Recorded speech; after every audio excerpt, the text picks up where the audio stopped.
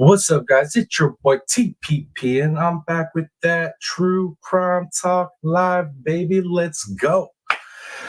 Happy Sunday, y'all. Good to see everybody. Good to see everybody. If you're coming in live right now, or if you're, catching that replay, yeah, smash that like, smash that subscribe. Appreciate you. Appreciate you. Let me see what I got in chat already. Let me see what I got in chat before we jump into the topic. Let me see. You got Darcy, Miss Darcy. Good to see you. Sassy7. Good to see you. All right, all right. Y'all were early, huh? All right. Yeah. But happy Sunday, guys. Happy Sunday. Hope you all are doing amazing. BM, good to see you. Sliding in. Good to see you. So yeah, guys, topic for this one. I've been kind of trying to keep everybody up to date on the Murdoch stuff, right? And you can't talk Murdoch without talking some Stephen Smith, right? And I've been covering Stephen for, as long as I've been covering the Murdochs now. And every time there's something new on it, I got to jump up here and cover it. And if you haven't seen my Stephen Smith videos, the previous ones, go back and check them out. Helps me out with the views, but it'll help keep you caught up on everything that's kind of happened up to this point. But the video I have for us to go over is the newest interview with Stephen's mom and the lawyer. So it's a pretty good interview, and it gives some details and everything. So if you're new to this case, it'll kind of refresh, recap you on what's going on. If you're not new to this case, it just refreshes, some of the old stuff. But I found it was a really positive interview. It's giving me some hope for things. And I feel like we're going to start seeing some stuff happen with this case, guys. I really do. Let me see what else I got sliding in the chat. So I got BM, Pink Fan, good to see. Awesome, Ben, good to see you. Been seeing you in some chats recently, so I'm glad to see you here. Miss Julie Dell, Mom, good to see you. All right. Good to see you guys on a Sunday. Thanks for being here. I know everybody's kind of like hot on following that recent missing little baby girl out there in New York. Man, I don't like the sound of that one, guys. I'm not to sidetrack off the topic for this live, but man, prayers for that baby girl, prayers for the family. Prayers for the searchers, for Ellie, all of them. I hope that this comes to a positive resolution, but I don't like it, guys. I don't like it. I've did some research on it already this morning, obviously, like everybody else has done. I saw the press conference. I've seen the layout of the campgrounds. I saw the area, the top. I don't like it, guys. I don't like it. It's got a bad feel. But let me see what else y'all are saying. A lot of hellos, Okay. All right. Let's let me go ahead and cue the interview up that we're going to be reviewing and reacting to. And like I said, this just came out. This is the newest interview with Stephen Smith's mom and her attorney.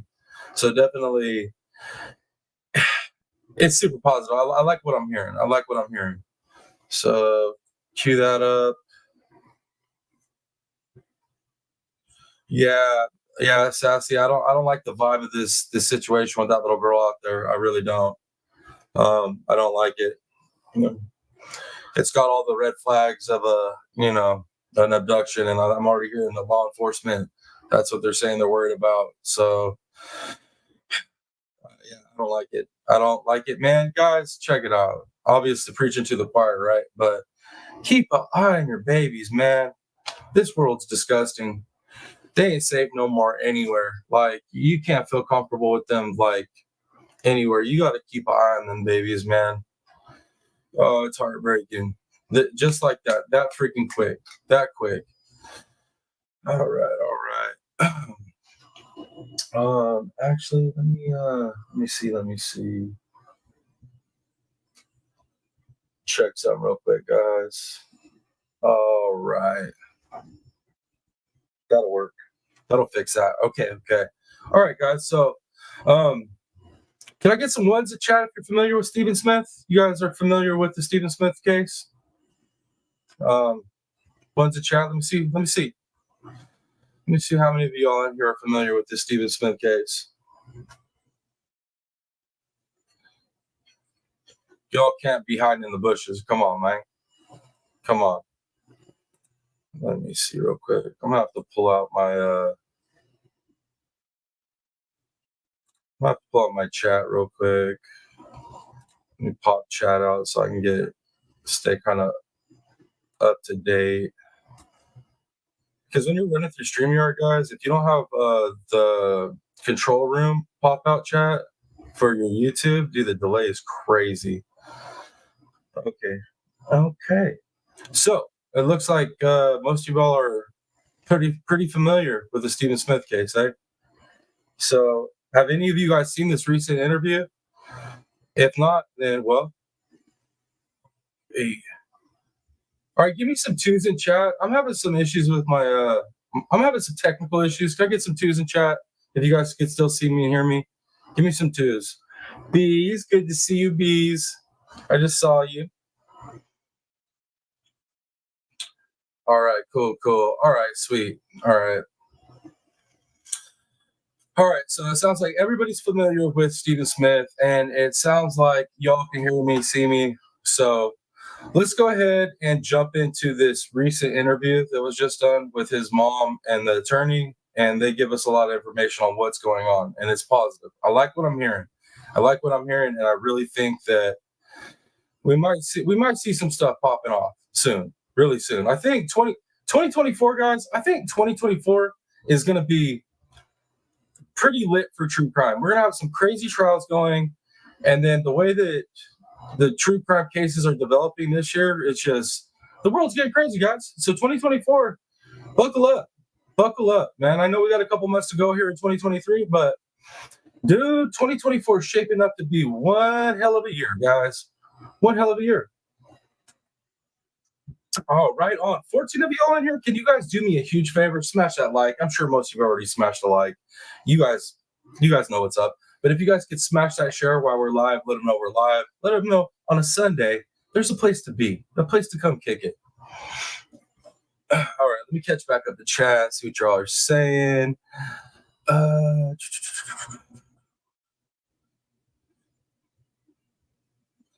Let's see. And I hope you're cool with that, Pig fan. You know what I mean? I meant to do that a while back, but I haven't seen you in my live for a while. So that was the first opportunity I had. Because you've been rocking with me for quite a while. You've been like supporting me back before Turtle Island, I think, right? Before Turtle Island, you've been rocking with me. I'm pretty sure. But for a while, you've been boosting your boy, been gassing me up. So I appreciate you. And I've watched you mod in other places. You're awesome mod. So I appreciate you accepting that, because you didn't have to accept that. Let's see what else y'all are saying. Heck yeah. See you later. Good to see you. Steph V, good to see you. All right, guys. All right. Let's go ahead and jump into this video. Because depending on how long this one is, I might have a second live today. Because I still haven't heard word if we're gonna have Turtle Island again tonight. If we're not gonna have Turtle Island, then I might go live again tonight. Because I have another case I want to cover. It's an oldie, but it's got some updates to it, and I just want to, make everybody aware of it that don't know about it. Let's see what else. Dartzilla, good to see you. Heck yeah, guys. Right on. Thank you guys for being here. Let me see what else y'all was saying.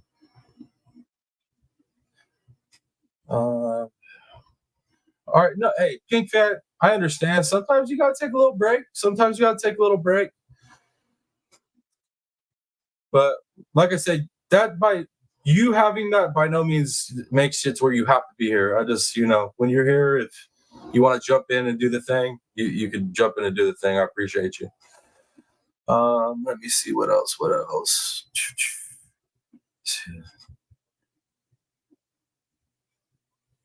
Oh yeah, that's what he said. Dolly claimed on Facebook that he's out renting a car to go to New York. Okay, well, dang man, it sounds like I'll have to update the community page and make sure like all the subscribers know that Turtle Island is not happening tonight. But yeah, man, I'm interested to see what kind of footage he gets us out there. That's boots on the ground, baby, because JLR is way down south at the border, so I don't think he's going to be popping up there for that search. Thank you, Bees, for dropping all that. I appreciate it, and thank you all for being here. Appreciate the love. Y'all know this. All right. I'm caught up in the chat. Let's get into this, guys. Let's get into this video.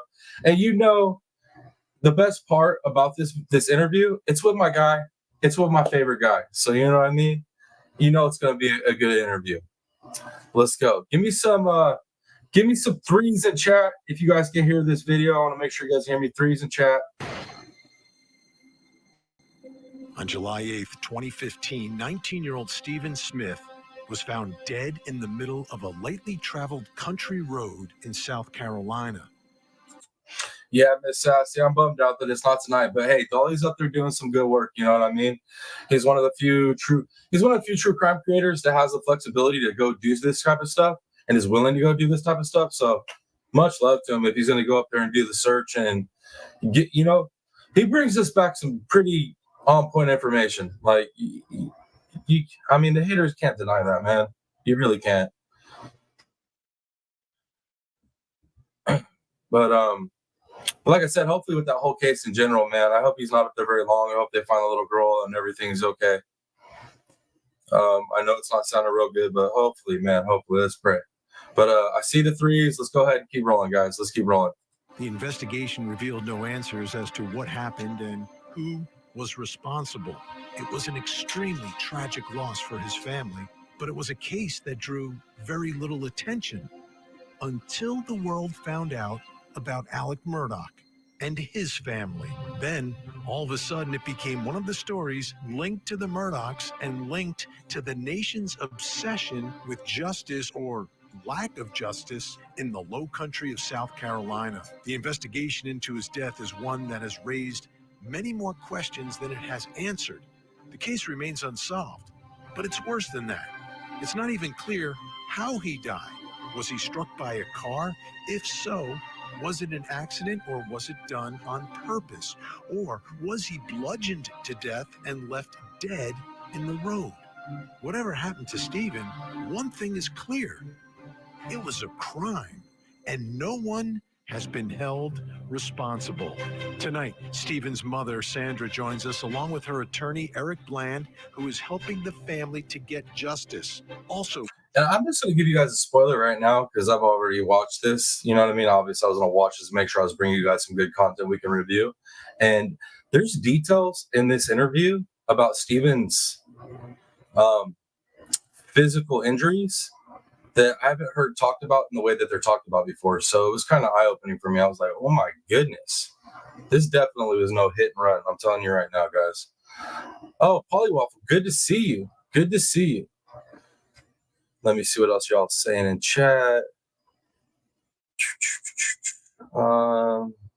Just see Darzilla. Stephen Smith needs justice. In my opinion, it wasn't a car accident. It's not shit and run. No. Oh, 100% Darzilla. We agree. We in the same boat on that. And especially if you don't agree with that, I think by the end of this interview we're about to watch, I think after the end of this interview, you're going to be pretty dead set that it was no hit and run. It was no accidental thing. It's just, it can't be. It can't be. Not with the details. Yeah. Hey, you can watch both. You can watch me in the game. These, you know what I mean? One-on-one. Yeah. Come on. I thought you were good at multitasking, Bees. Use them cat eyes that you got to watch one another at the same time. You know what I mean? Put them to work. Let me see what y'all are saying. All right. Cool. I'm out of the chat, guys. Let's keep going. With us this hour, the journalist and podcaster who broke the Murdaugh story wide open, Mandy Matney. All this as we continue our investigation into the death of Stephen Smith. I'm Vinny Politan. Thank you so much for joining us tonight here on Closing Arguments. Big hour ahead. This is a story we spent a lot of time on earlier this year. It's time to catch up and figure out what's going on. And there's a big announcement related to Stephen Smith that we have for you tonight as well. But let's begin with Stephen Smith. I mean, it's been since 2015. That's a long time ago. That's a long, long time ago. Before Vinny gets any farther than this, guys, I got a question for y'all. I got a question, serious question. Okay. So I believe probably most of you, like me, believe that this obviously wasn't no accident, right? I'm going to skip that question. Let's just go. We'll bypass that question. My question for y'all is, do you guys think the Murdoch family is involved in this, right? Like they're involved in it, or do you think they just know about it? Like they know who's involved in it, but they have nothing to do with it. So give me a 1 if you think that they're involved in it, like they caused it, or give me a 2 if you think they just know about it. That's the question I'm at this point. You know what I mean? I would like to know. Inquiring mind here. I would just like to know where you guys are at on that. Because I'm pretty sure, like I said, we're all at the point where this is no accident. So the real question is, the Murdochs involved, or they just know about it? Okay. I see where y'all going with this. Okay. Hey, Pat Gangs, good to see you. Good to see you. Happy Sunday to you as well. All right. Well, looks like it looks like most of y'all are with the ones. And I'm inclined to be in the same boat with you guys. I am. But I always got these questions to ask you before we get through like a live, because at the end of the live, like I want to see where your guys' opinions lie after the live. If you guys think that it's the Murdochs or somebody else, but they know about it. So that's what that question was about. So we'll see where you guys are at the end of this. Because like I said, dude, I heard some information of this that I haven't heard in the way that it was said before. And I've done a lot of diving on this, man. So I was excited to bring this interview for you guys. And I'll shut up now, okay? Let's go. I'll shut up. Let's go. Cold case? Not necessarily a cold case. Maybe a case that wasn't getting the attention that it needed and the attention that it warranted, and now it is. So hopefully that's going to get us somewhere. But it happened back in 2015 and was, like, as I said, way under the radar. I mean, it wasn't on our radar here at Court TV. Then all of a sudden, the Murdoch docuseries is on Netflix, and everybody in the world is watching. And it's like, well, wait a minute. Wait a minute. What about the death of this young man? Is anything being done? Thank you, Bees. Come on, guys. Can you please smash that like and share it while we're live here? We'll be here for a little bit. You know what I mean? Let's get some more people. Let them know we're here. Let's get the chat rolling. There. So after watching the Netflix, I think a lot of people were saying, come on, we need to figure out what happened here, whether there is or is not a connection to anyone in the Murdoch family. But you watch the Netflix series and it raises a lot of questions. Like, okay, it sounds like something that should absolutely be able to be solved. It seems like people would know, and there should be some forensic evidence. And you look at all the circumstances surrounding it. And then when we took a close... Come on, somebody knows. Somebody knows something. We know that, right? Guys, we know that.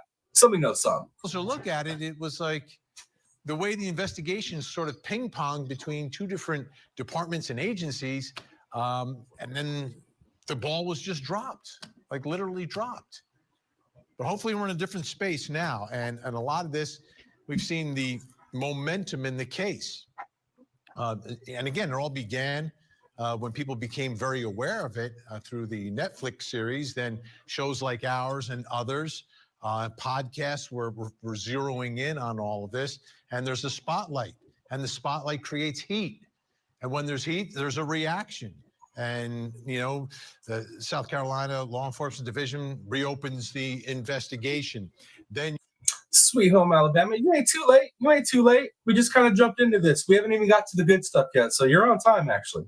You missed my whole preamble. You know what I usually do is the like, share, subscribe. Oh, you know what I haven't done in a while, guys? Let's just throw this in real quick. I haven't done this in a while, and my analytics don't lie.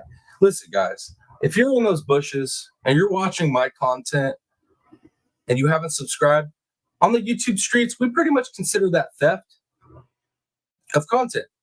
I make it, you subscribe, you watch it. You subscribing is the payment. Later on, if you want to be a member, once we're at that point, cool. But stop stealing my content. Come on, have some integrity. Have some integrity. Smash that subscribe and stop hiding in the bushes. Come say hi.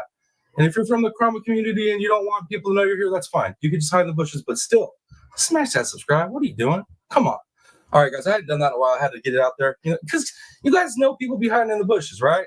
They hide on us. They hiding on us.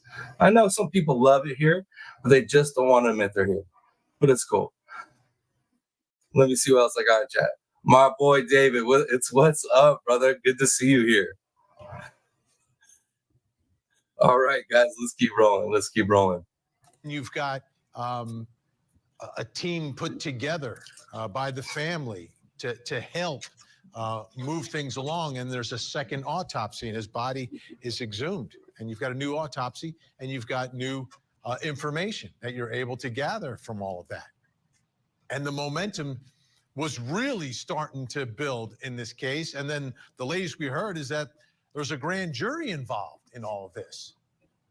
Now, if you've got a grand jury involved, a new autopsy, you've got SLED, SLED looking at all of this, it's like, okay, we've got to be close.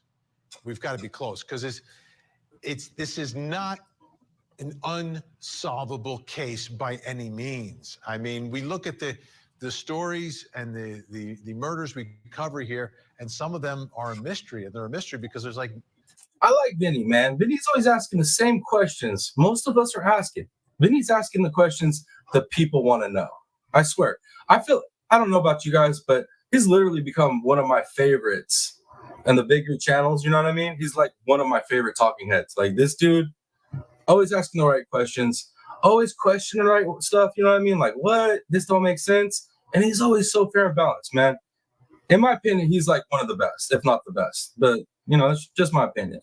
There's nothing there. Sometimes there's not even a body.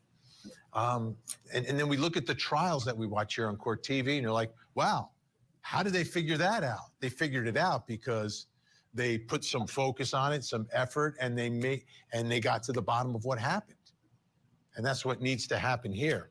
Now, for those of you not familiar with this story, I just got to interject something real quick, too. You know dang well, if Stephen Smith's name, if the same scenario happens, right, just change Stephen Smith's last name to Murdaugh, and they would have found out who killed him real quick, right? Sad, man, sad. All this energy that gets put into that evil family, but yet just a little bit of energy that it should have took to solve this crime didn't go into it at first. It's ridiculous. Court TV legal correspondent Shanley Painter has more information for us tonight. Hey, up the county 911. Where's your emergency?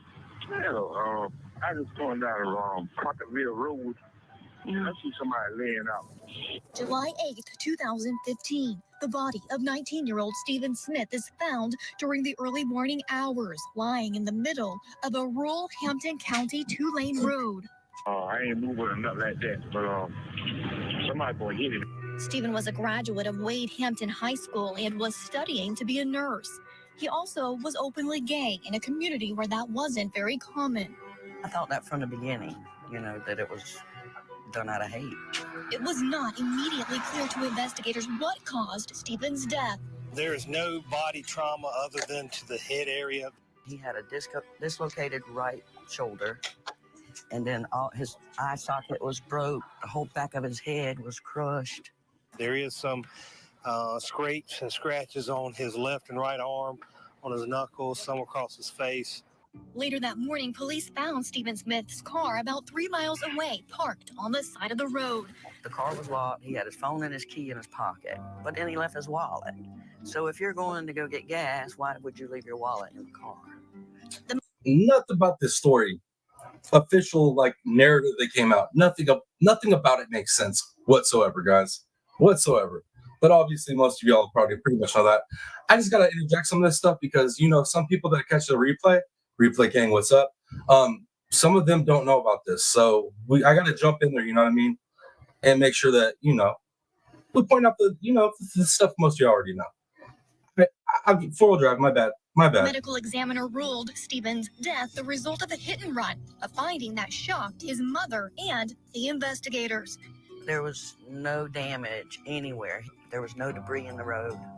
Does not appear to be, in my opinion, struck by a vehicle. As police tried to determine exactly what had happened, Buster Murdoch's name kept coming up. Some of his friends came over, him and Stephanie's friends, and they said, you know, it was the Murdoch boys that did this. You know, we never thought that. But then it just kept coming over and over and over again. Investigators never figured out how the rumors began, and Buster Murdoch strongly denied any involvement, calling them baseless, and said his heart went out to Stephen's family. The investigation into Stephen's death stalled for 6 years. How many of you guys were here? We actually watched the behavior panel breakdown of that interview with Buster Murdoch where he's questioned about Stephen Smith. It was pretty interesting. I was half tempted to queue it up on this. Depending on how long this live goes, we might go back to that and kind of cover that part of the behavior panel. Because I don't know, man. I feel like old Bus knows some stuff. You know what I mean, guys? I feel like old Bus knows some stuff. TLC is me. Good to see you, man. Thank you for being here. Years until June of 2021, when the murders of Maggie and Paul Murdoch thrust the case into the national spotlight. It was then that SLED reopened the investigation and officially ruled Stephen Smith's death a homicide. Okay, we've got some special guests joining us tonight from Hilton Head Island in. I still want to know what they came across during that investigation for the Murdaugh murders. I want to know what it was. They came across something that opened the investigation back up. I need to know what it is. It's killing me. It's killing me, guys. I don't know about y'all, but it's killing me. I'll shut up. My bad. South Carolina, Stephen Smith's mother, Sandy Smith, and with her, the author of the soon-to-be-released book, Blood on Their Hands, Murder, Corruption, and the Fall of the Murdoch Dynasty. Yo, that book's going to sell. Y'all already know that book's going to sell. It's got a stamp from Stephen's mama. You know that book's going to sell. Criminal Meds probably already got a pre-order. And if this book is anything like the podcast, it's going to be amazing. And of course, she's also the creator of the Murdoch Murder podcast and another podcast, which everyone's listening to, Cup of Justice. Mandy Matney is with us. And in Columbia, South Carolina, tonight, the attorney for Stephen Smith's family. He's also the host of that Cup of Justice podcast with Mandy. Eric Bland is with us. Okay, I am so glad everyone is here tonight. Thank you so much. Sandy, I want to begin with you. And I want to right off the top. Little mama, good to see you. Thank you for being here. Top here, because I know there's a big announcement about a scholarship that you are now going to be putting together. Can you explain to us what it is and how it came to be? It came to be through the generous people who donated to the GoFundMe. And we were able to put aside the $30,000 for the reward. And then we put $25,000 in a scholarship fund with the community foundations of the Low Country. And it is to help young people who want to go to college, but doesn't really have the means. And they struggled like Stephen struggled. And Stephen struggled mainly with the workbooks and the scrubs because they were like $300 and $300, but you had to buy them from the school. There was no other way of getting it. And it was hard. And I feel like that's what Stephen would want us to do, is to help. That is one strong lady. Y'all. Man, so much love and prayers to her, good vibes to her. Like, then when I first started covering Stephen's case, she blew me away. Think about it, guys. Think about it. She's trying to find out what happened to her child in Murdoch country, and the Murdoch name has been attached to her son's death. And she is digging and fighting for justice for her son in an area where nobody would really want to do that because of the name that's attached to everything. Dude, she is brave as hell. She's brave. She's strong. She's inspirational, y'all. She's an inspirational lady. I don't know how many people out there could do that or put themselves in that position that she's putting herself in, fighting for justice for her son, when at the end of this fight could very well be the Murdaugh last name, and there's no telling what repercussions that could all have. Super brave lady, and she needs all the support that anybody can send. So all the support she's gotten so far, man, it's amazing. It's awesome, but she's gonna need continued support for this fight all the way through. It's got to be scary. It's got to be scary. Like equal amounts of heartbreak and scariness. Just my opinion, though, I guess. Help others. What an amazing thought. What an amazing generosity. Let me put it up on the screen here so folks can see it. It's the Stephen Nicholas Smith Memorial Scholarship, established, obviously, in loving memory of Stephen Nicholas Smith by his family and friends. The mission, again, is to provide annual scholarship support for qualified students with financial need who are in pursuit of post-secondary education with a preference for the field of nursing. Eric Bland, I'll go to you really quickly. Mama Chow Bell, good to see you. Thank you for being here on this beautiful Sunday. I've had a great weekend. Actually. Thank you for actually asking about that. My week was awesome. I got some work in, got a bunch of time with my youngest daughter. Oh man, guys. Let's just have a little sidetrack moment. This is a little off the true crime, but I got all you ladies in here so you'll understand. My youngest daughter, she's about to go to camp out here. It's like this thing they do at her age for a week. It's just like one of those things out here in California that when your kid does it, like your kid's getting older, right? And she's my last kid. So this whole weekend was just like, we did the usual stuff that we always do, but like we were talking about camp and getting her ready for camp. And when I just dropped her off right at mom's house so that she can get all the rest of her stuff going, yo, dude, it hit me hard, bro. I ain't gonna lie, guys. Your boy's in his feels today a little bit. Yes, David. Yes, that camp. I know, like, I went to a different camp, but she's going to that one, brother. So yeah, guys, it was a little rough dropping her off today. I ain't gonna lie. I was driving home just now. I was like, man, trying to think of the live and everything and the show so I could get out of my head with it. But dude, my baby is like not a baby anymore. I mean, she's always gonna be my baby, but all three of my girls are always gonna be my little girl, baby girls, dude. But dang, when your youngest is at that point where you're like really realizing, like, dang, they're all about to be adults, like with a blink of the eye. Damn, it hits you, man. But y'all know that. I'm sure most of y'all know that. Let me see what else y'all are saying.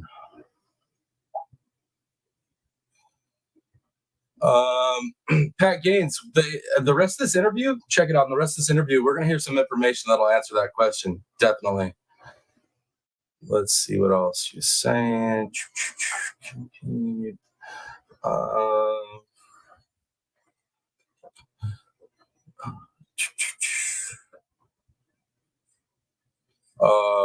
You got empty nest syndrome? Yeah. So I had to deal that in a weird way because of divorce. I had to deal with that too early, so it wasn't technically empty nest syndrome, but at the same time, all of a sudden your children aren't there, so kind of the same, but not the same. A little bit more traumatic, I think. But definitely, I am feeling a certain type of way about it today. Yeah, she's gonna have an awesome time for sure, David. I went to Camp Psychon, but I still remember it like it was yesterday. That whole week was so awesome. Let's see what else y'all are saying.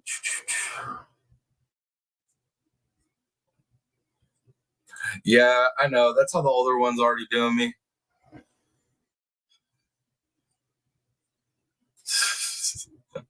All right. Let's see, guys.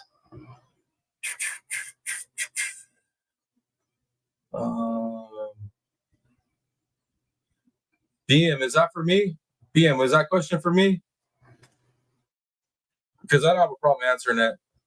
I pretty much have doxed myself already. So if you can't figure out who I really am, then you're a horrible sleuth at this point. But if that was for me, BM, Bakersfield, let's see. Let's see what else y'all saying. Truth Seeker, good to see you. Good to see you. See, Mama Chelbo, my youngest just went to kindergarten. My oldest just graduated high school last year. Oh my Lord, that is Yeah, one leaving and then one starting all over. Bless you. But you must have some patience, Mom Michelle Bell. You signed up for a whole nother tour. That's a whole nother tour, man. And that ain't no military tour. This is serious.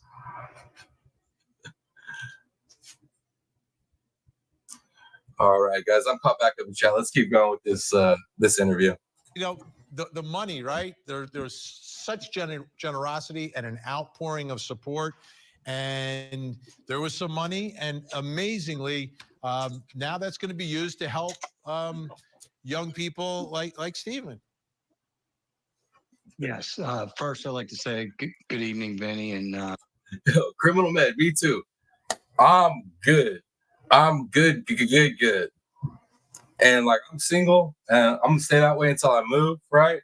And if I end up having, there's a baby. I mean, if there's a little kid that's attached to me not being single anymore, I have to help raise. That's cool.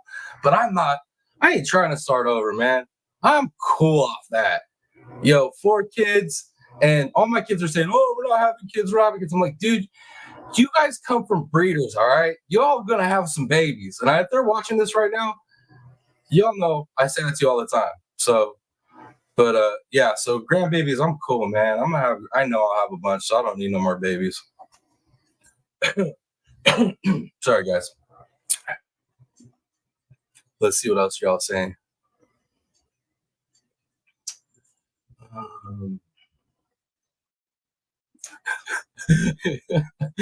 See you later. You're funny.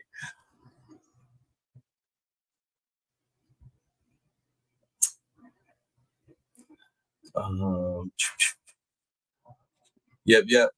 Always good to see you, True Seeker. I think I caught you earlier in some chat rooms this morning. Let's see what else. What else, guys? Hey, for real? Yo, let's just address this real quick. You're a Cowboys fan, Bees? You're a Cowboys fan? That's what I'm talking about. I was born into it, guys. I'm sorry. I know some people hate them, but I was born into it, so I'm with it. I don't watch a lot of football anyways, but I'll watch them when they play.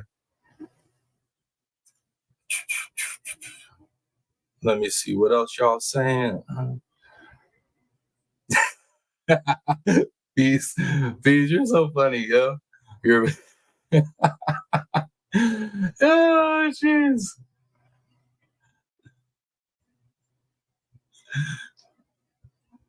Yeah, that's what I'm talking about. That's what I'm preparing for, Criminal Med. That's like my biggest goal is I want to get through this next year or so and hopefully be back east. And then I want to work on my homestead and I want to help raise the grandkids, man. I'm really done raising my own babies. I'm ready to raise some grandbabies. I got a lot of cool stuff to teach them, man. I know a lot of stuff. So that's what I'm gearing for. Got fishing, hunting, how to skin things, how to cure things, how to grow things. Man, I got all kinds of stuff I got to teach these kids. So yeah, I'm cool off babies. I can't. This is my baby now. Outside of like when I get to spend time with my kids or they want to spend time with me, like this channel is my baby now. I'm growing this thing and hanging out with y'all all the time. I hang out with so many of you guys besides just here. It's crazy. I see some of you more than I see my own family. Mom, I know you're gonna come in with a comment right now. Please don't.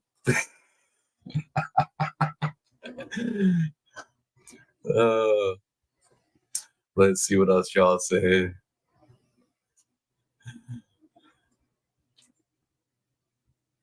Yo,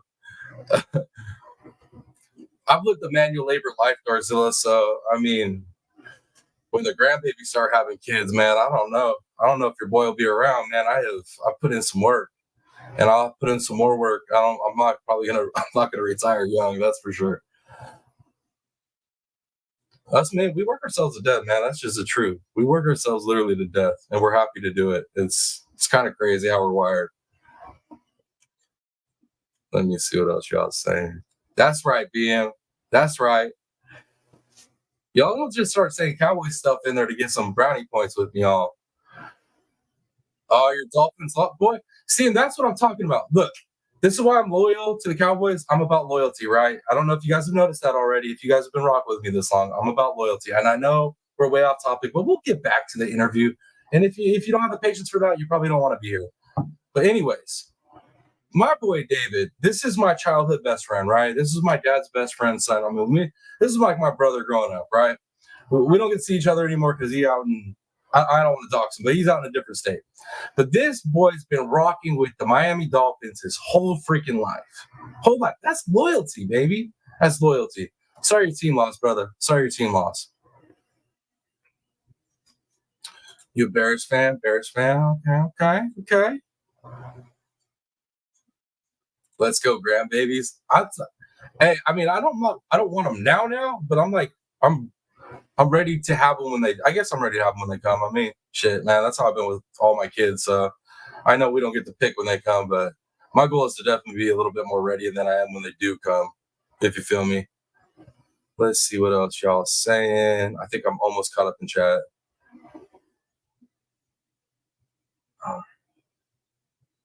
That's what I'm saying, dude.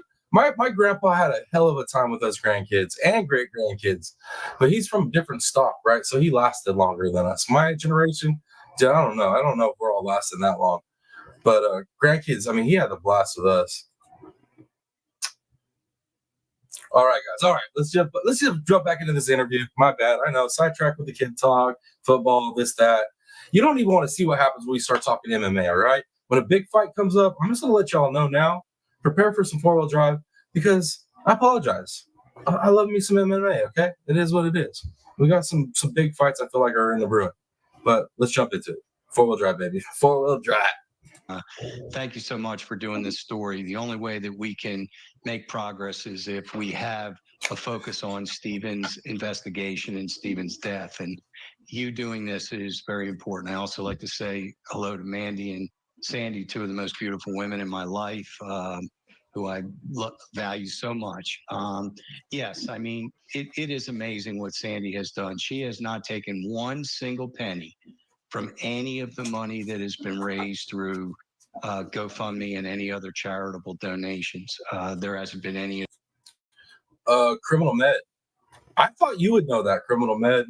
I honestly, I feel like I should know this. I feel like I do know this, but I can't recall off the top of my head, Criminal Med. But I'm surprised that you don't know her career, what her career was.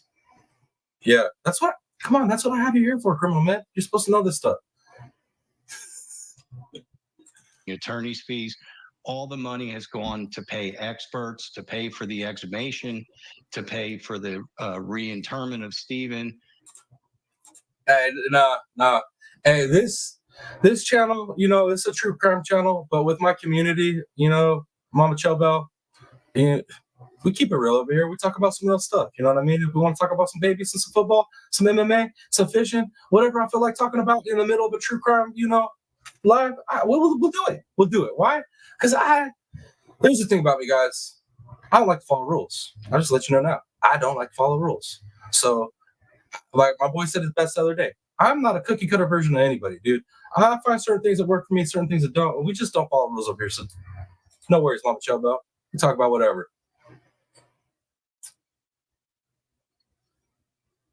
Let's see what else y'all saying.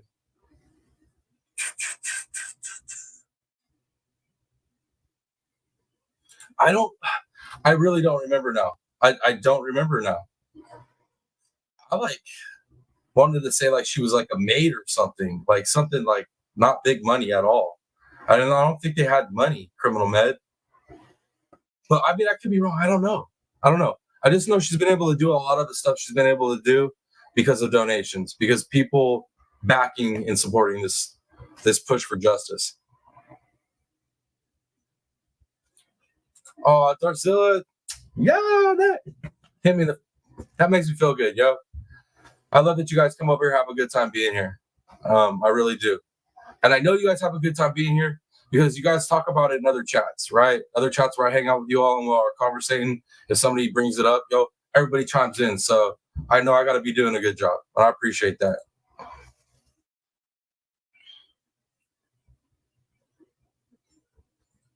Yes, I agree with that. I agree with that right there. Well, I'm very, like I said, I'm one of those family oriented, loyal type of people. So I don't know. I just got to, I do things different. But I'm happy everybody feels comfortable over here.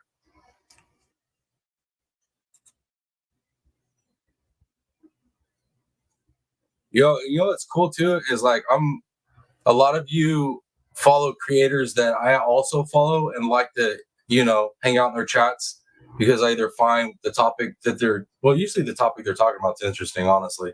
I don't really follow people that don't have like interesting things to say. But I notice you guys in a lot of different chat rooms and you guys are consistent across the board. So I know I got good people here. Like nobody acts one way in this chat and then goes over here in this other chat and acts this way. Like when I see you guys in chat, y'all are the same people across the board. And then sometimes I'll see some of you guys in that chat room that ain't even a part of the usual circle, and I'll just be like, "Yo, they're acting the same way." There's consistency, character, and consistency are huge with me. See, y'all get me on these side rambles, so it's kind of your fault, anyways. You know what I mean? It's kind of chat's fault, anyways. That's what us streamers get to do. We get to blame it on you guys, anyways, because we kind of run the show by what you guys like and what you guys want. So y'all are dropping some stuff on me, get me distracted. It's kind of your bad, anyways. BM Turtle Madness, thank you for dropping that. And that reminds me, guys, BM just dropped that link. If you guys make any donations to the channel, definitely leave me a note. Let me know that I can give you guys, credit and love, shout outs, right? Leave your screen name so I can give you a shout out for the channel contributions, and know that all channel contributions go towards paying for what makes the channel run, for the StreamYard, for the Canva, for the thumbnails, for the YouTube Premium, so we can watch all this stuff without free. Yo, tell me you guys don't love that, man. Tell me you don't love coming over here and all the videos we watch, no commercials, because your boy ain't cheap and he's sprung for freaking YouTube Premium, so I don't have to deal with commercials, right? Tell me that ain't great. Because, dude, I go to some channels that are bigger than me, and they're playing videos, doing reviews and stuff, and it's like commercial. I'm like, bro, how you got like 15, 20, 25, 30K people, and you got no YouTube Premium for your people? Like, kill me, bro. I digress. But anyways, guys, it goes back towards the channel. All the programs, and then anything extra goes into a fund towards getting better equipment. So I get a better camera. I need a better camera, guys. The camera I'm working with right now is like a $30 camera. It's not that great, but I want to get better camera. There's a lot of different stuff I want to get though, but all that goes towards that. It doesn't go towards me. I treat the channel, like I said, as my baby. I'm growing it. So everything that comes in goes towards the channel so we can grow the channel, grow the community. That being said, thank you, BM, for dropping that. I appreciate you. Let's see. No, hey, Darzilla, that's big to me, man. Interacting with everybody. Like, even if like we're covering like something like we are now and we get a different interaction going on, that's what I feel like being a content creator is about. Being a YouTuber or a streamer, like you're going live.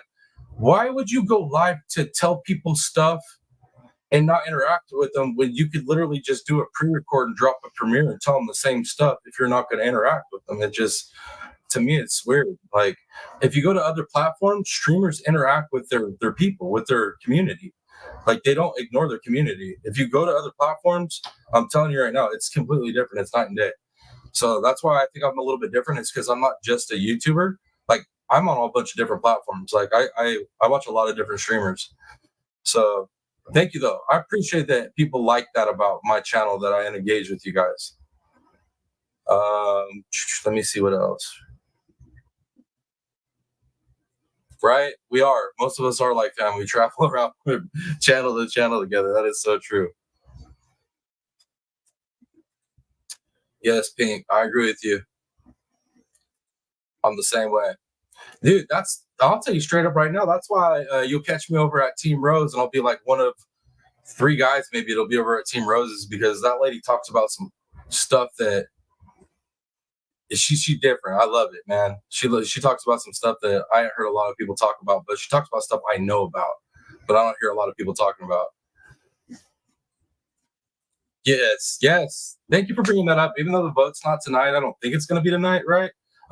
Man, anybody that could vote to get me on to Turtle Island and help me out this season, man, it'd be so appreciated. I really feel like we could take this one. I know we have a couple people that aren't going to compete this year. So I think really, I feel like I have a good chance of winning it with y'all backing me. I think in my head right now, I see it playing out, coming down to like There's a couple people, but I definitely think Huntress is probably going to be me and Huntress more than likely. But we'll see. We'll see how it plays out. I'm excited for it, guys. You appreciate the interaction, Criminal Man? I appreciate you appreciating the interaction. There's nothing consistent about me. Bees, that's so untrue. Bees, you're consistently crazy, and that is consistently consistent. You know what I'm saying? Seriously serious. All right, guys, let me catch up in chat, yo, or else we're gonna be here forever, chatting, chit-chatting. Yes, right, ladies. Team Rose is the. And let me rephrase that, y'all. I hope y'all know. And I wish Tashi was here, because I got some. Me and Tashi have a conversation about this Rob business, y'all. They start calling me Rob because they don't like calling me TPP or TRPP, and that's fine. Well, if you don't like calling me that, you can literally just shorten my real name. Just call me Tom. Where did Rob come from, for one? And two, yo, Auntie Rose adopted, like, it's official. That's my adopted aunt, right? And like Tashi's beefing with me. She said, no, it's my aunt. But I'm like, dude, she's got enough personalities for the both of us. But still, I want to know why they started calling me Rob, bro. Like, Rob? Why Rob? What is this R thing? I know, and like Dumpling's husband's Ronnie, right? They got this R thing. I don't know what's going on with it. All right, let me see what else y'all are saying. Oh yeah, man. She is. Rose is the best. Like, that lady knows so much about so much. She is so interesting. And as an entertainer, though, I appreciate her as an entertainer, though. She is talented, guys. Like, she's really talented. I know she cuts up and does all this stuff on camera, but like, I'm telling you right now, like, she's talented. Like, that's why I dig her. She inspires me for sure. There you go. I mean, even that, they can even call me that. I don't care. But like, why that? Why Rob? She called me Cousin Rob, and I was like, what is this Cousin Rob thing? Yeah, I seen you dropping that a couple times, Bees. Thomas the Train. Thank you, True Seeker. I appreciate that. I appreciate everybody that votes for me and rocks with me on this season. I put a lot of work into this channel, man. Put a lot of work in, and then since the channel started growing, y'all have put a lot of work in helping me with the watch hours, like crazy amounts. So like, I'm not just going for that belt and that whatever. If he does a prize, I'm not just going for that for me. That's for our channel. That's for our community. And like, Dolly wanted to, like, a champion that's gonna rock that belt, bro. You can't find a dude that's gonna rock it harder than me. I promise you that. I promise you that. Promise. And that's no shade on like Lab or whoever, Well, Lab's the only other champion, so that's no shade on him. But come on, man. Y'all know I got the character for it.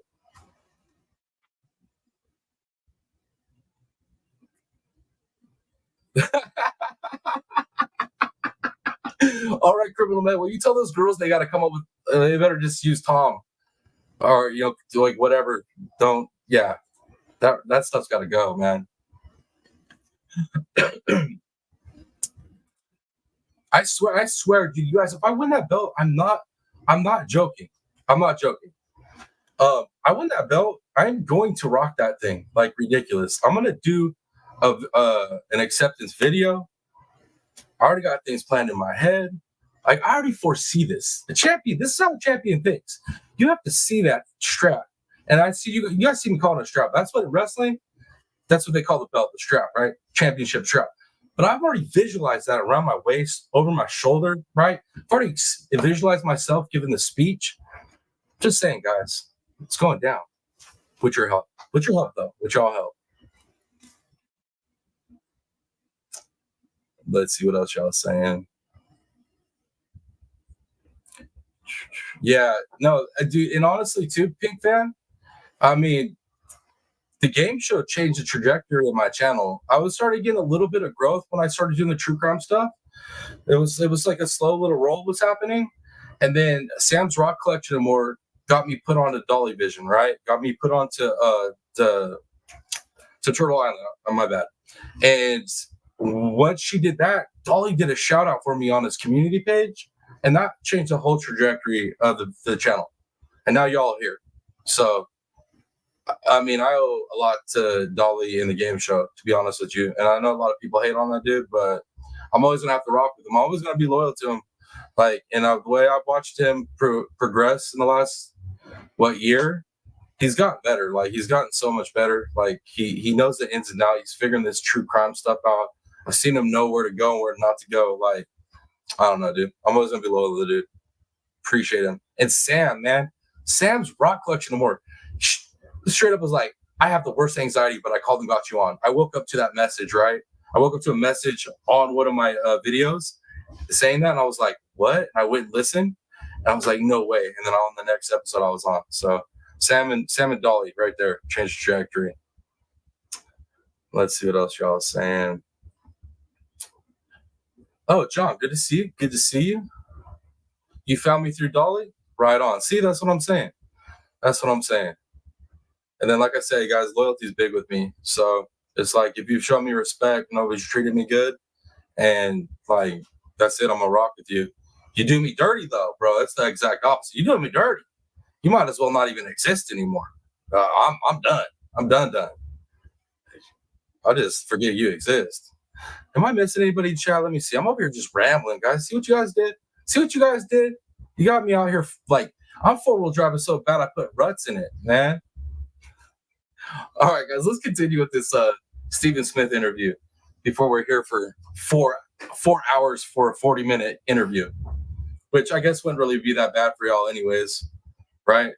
Giving everybody a place to hang out on a Sunday. Are you guys here for me, or are you guys here just to hang out with your people? I'm trying to figure that out. I'm just playing. Scott Weber, I don't know if I'm saying that right, but Scott, good to see you. You found me through Turtle Island? Oh, he could say my name, so you looked me up. I know, that hurt me. That hurt me. I'm not going to lie, dude. People not being able to say the name, that kind of hurt me. And the name's really unique, so I know that kind of hurt me too. But I almost thought about changing my name, guys, and I was like, no, man. I literally woke up with this name in the middle of the night after I decided to make my channel into like a fishing channel a few years back. And then after I made it, I was just stuck with it, man. And even after I started doing true crime, I was like, I'm not changing it. So, you know what I mean? I guess it was catchy. He couldn't say it.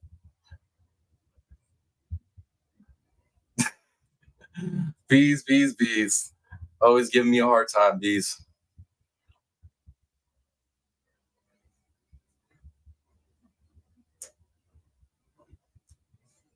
You know what? I need to do that, Pink Fan. I need to do that because it's either I need to do like a different, like, different genre type video every once in a while. Once we get members, it's either that or I have to do a completely different channel because I have a lot of stuff to talk about from all kinds of different topics. So, but maybe we'll do a rambling video about other stuff.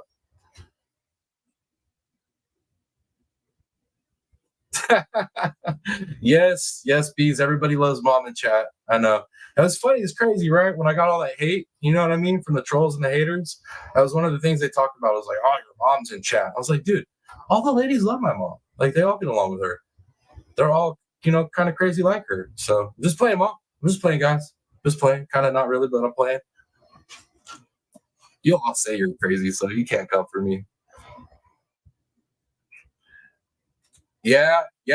Hey, what's funny is if you go back, I didn't get rid of any of my old fishing videos, but if you go look back, there's a series.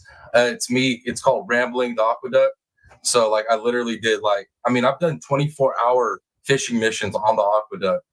It's intense. I like to ramble. And when I fish, I'm just rambling fishing. It's funny.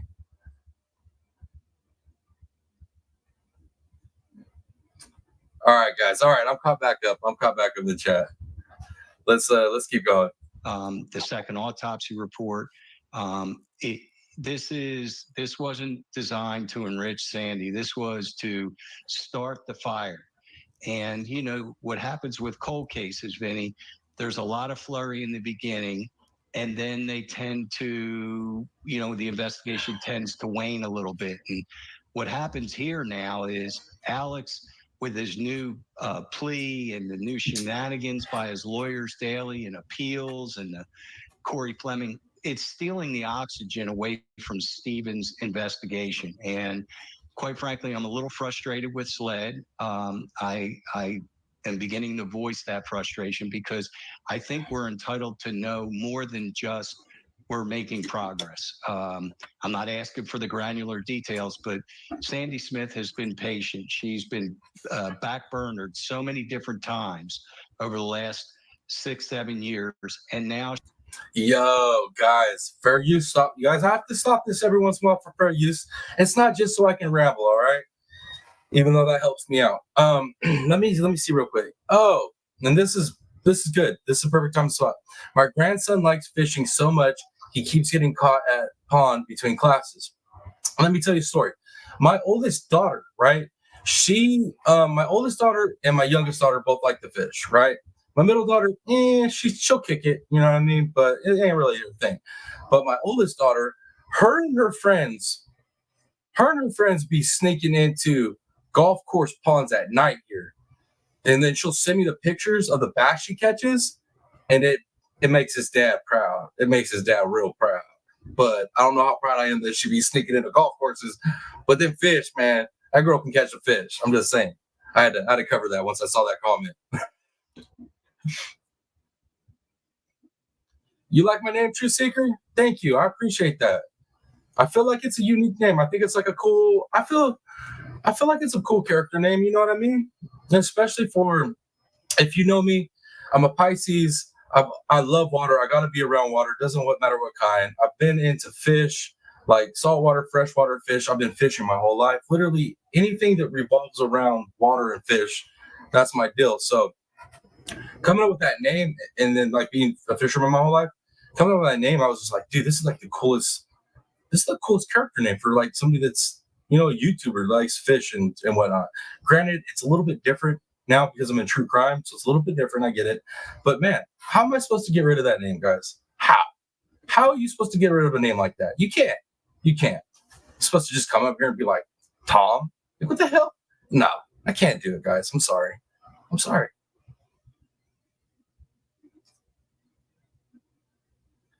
Oh, you emailed me? I'll check that. I'll check that out, because Jeannie Ange, I'm just seeing your comment there. I'm just seeing your comment. Good to see you. Always good to see you, Jeannie Ange. Jeannie Ange is like literally one of the sweetest people ever.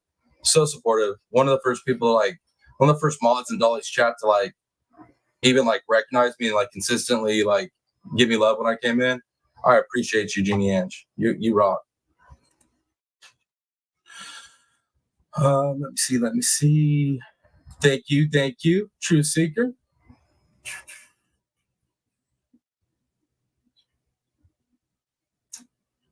Okay, let me see. They stalk Pond right by school, and he ends up having dad called. I can't lie, man. I can't lie. I would probably do the same thing, Criminal Med. And I know 2 of my 3 daughters would probably do the same thing. They'd definitely be caught over there fishing. Heck yeah. All right, guys, let's keep rolling with this interview. Let's keep rolling. She's being backburnered again, it looks like, with what going on with Alex, both in state and federal court. Mandy, great to see you. Let's talk about your thoughts and your perspective on Stephen's case and what has happened to Stephen Smith and how it related to Murdoch and where we are now. Yo, that is a freaking awesome song. All right, that's one of my favorite songs. Bees, figured you'd bring that up.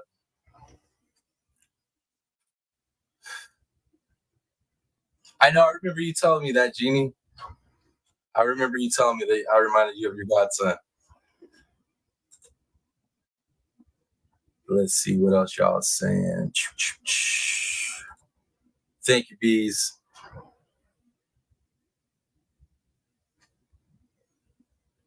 I love it, Criminal Man. I love it. Heck yeah.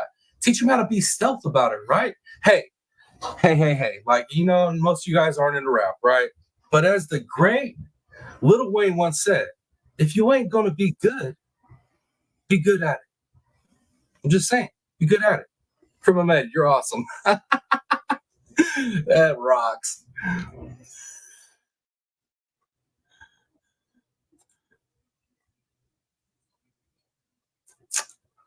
I won't change it. I'm not going to change the True Seeker. I'm not going to change it. I appreciate that. And I'll be honest too, if you guys went back and like watched my old fishing videos, it's not the highest quality videos. You know, I was just learning how to edit stuff. But I feel like, I mean, what you get there is what you get here. I mean, I feel like it fits. Heck yeah. Thank you guys. Thank you guys for smashing those likes, and especially with the shares, man. Like I said, share it anywhere. Even if you share it literally back to your own community page, like your own YouTube community page, you can literally share your content creators' content back to your own community page, and it helps in the algorithm. So anywhere you share it, man, it helps, and I appreciate it greatly.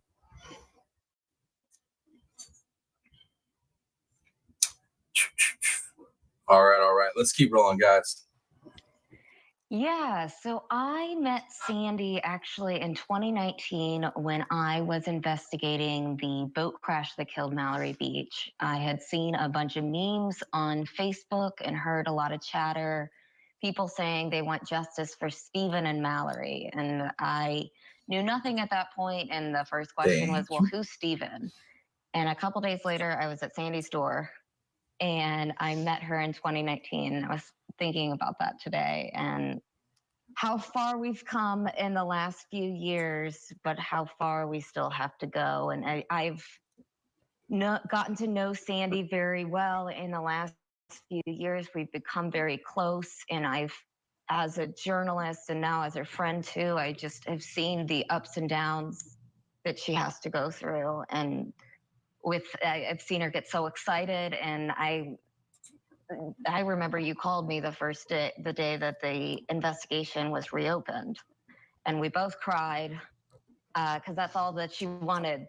She just wanted that validation. And then again, she got some more validation when SLED called this a murder and said that they were focusing on it back in March.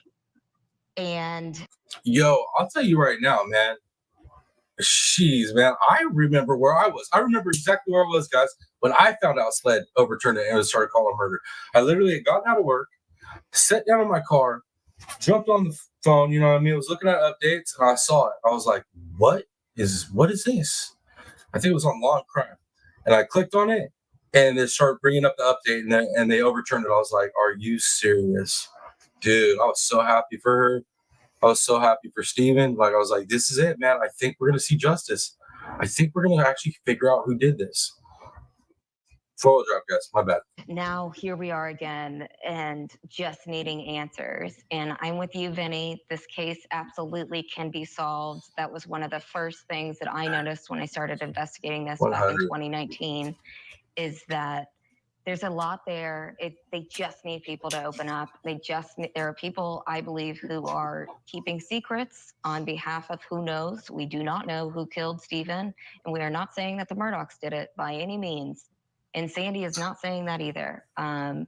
We are just... I like how they throw that disclaimer out there, because like I said, even though they're throwing that disclaimer out there, what they're doing is searching for justice for Stephen, knowing that there could be the Murdoch name attached to that at the end. It's dangerous. It's dangerous. And big dog Alec might be locked up, guys, but don't get it twisted. That family still has power there.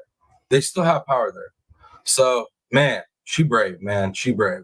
But smart, too. I like how they said that. Hey, we ain't throwing it out there that they're connected. Saying that we need answers and we need people to talk. And to do that, this is what we need to be doing. We need to be putting Stephen in the spotlight again. So thank you again for having us. Yeah, guys, and that's part of why I want to cover this on a live, so we can just make the whole live about Stephen Smith, even though we've kind of sidetracked here and there, is because, dude, with this whole new Murdoch situation where there might be a retrial, they're not joking, dude. That's taking away all this law enforcement attention and all this energy that's being put into figuring out who unalived Stephen, right? It's taking all that attention away from that and putting it back on Alec. So it's like really important that if I'm going to cover the Murdaugh situation, that I got to give Steven a spotlight right now, more often, because they need it. That needs to be more important than Alec. Even though, dang, man, Alec goes back to trial, guys. We all already know how that's going to go. That's going to be lit. But I digress. Let's keep going. We really appreciate it. So, Mandy, wait. Let me address this statement real quick before we jump back into it. In my opinion, Murdaugh's paid off the cops, and this is why it's coming back to light. So, you very well could be right. You could be right. I'm honestly torn on a couple different ways this could be playing out. But you could be right. Yo, you're trying to get moms to move with you, Bees? Right on. It's either she moves with you, or when I finally move back east, I'm sure she's coming with me. I kind of already figured that's going to happen when I move back there. I know. That frustrates me too. It definitely frustrates me too. Yo, let me see. You need to come to Tennessee and go to Reelfoot Lake, caught the biggest bluegill and crappie, some slab crappie and bluegill. Ooh. Also a lot of bald eagles. Man, I'm telling you, I got to get back to that's part of why I want to move back east. I ain't going to lie, is the fishing. I mean, come on, man. Fishing and the hunting back there. And then, with my skill set, learning how to grow in California with this harsh ass climate we have out here in the area I'm in, man, I think I could grow anything out back east. Thank you, Jeannie Ants, for dropping that. Yeah, but I think Mom will be pulling up with me when I move out there, guys. Let's see. Yeah, I remember that, Pat Gaines. I remember old Bus getting in trouble in the courtroom.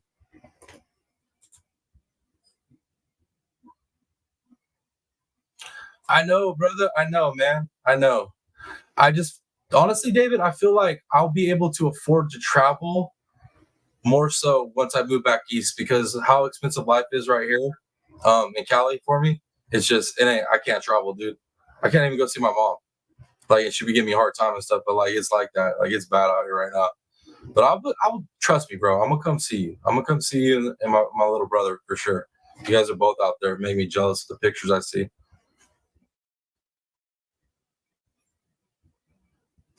All right, guys, let's keep going.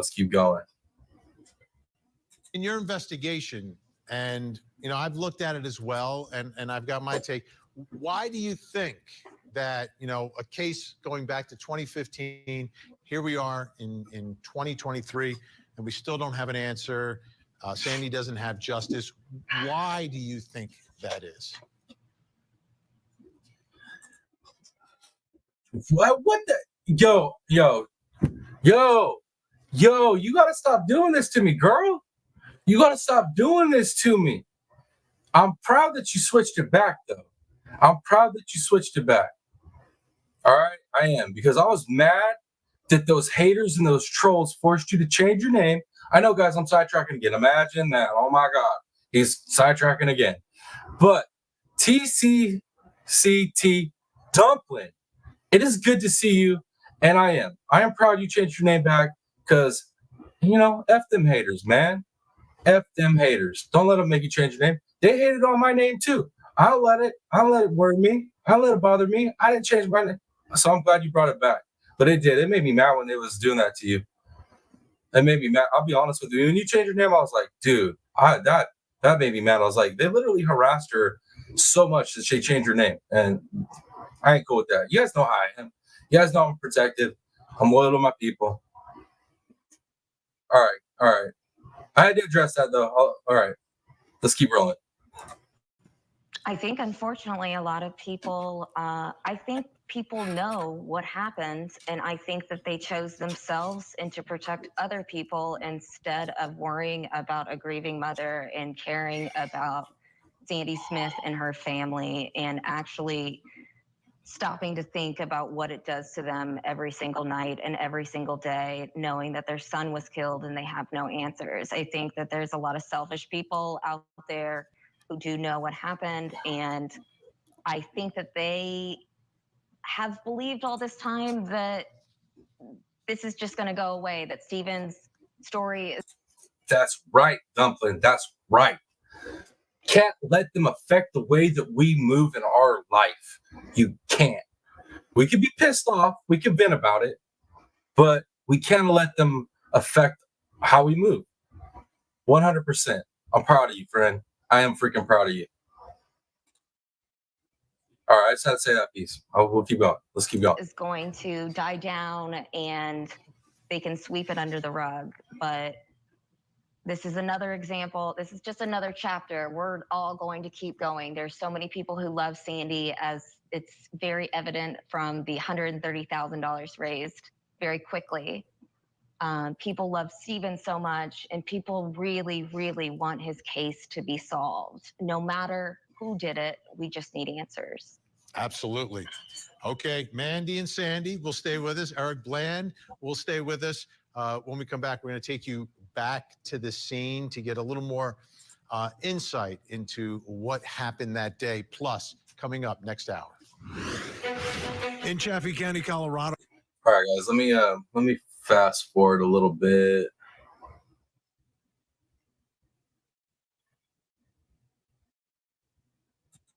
Okay, that should be good. Let me catch up the chat real quick, make sure I see everything that you guys are saying. All right, cool. Y'all just giving each other love and saying hi. Yes, and I am. Like I said, dude, I'm so proud of you, Dumpling, for changing your name back. Don't let them haters. Yeah, don't let them haters do that. Miss Jeannie Ange, thank you for dropping that. Yeah, to the rest of the mods, if you don't already have my links, all my links are down in the description, the live video description right here on this one, or over in the channel bio or channel description. I have all the ones that are there. They should all be up to date. I think Rooster said the Discord might be still messed. I don't know. I can't guarantee the Discord, but the rest of them are good. Let me see what else y'all saying. Oh, okay. Let me address that too. So she's got bronchitis. All right. Well, that's curable. That's curable. I'm glad she's gonna be okay. I was worried about her.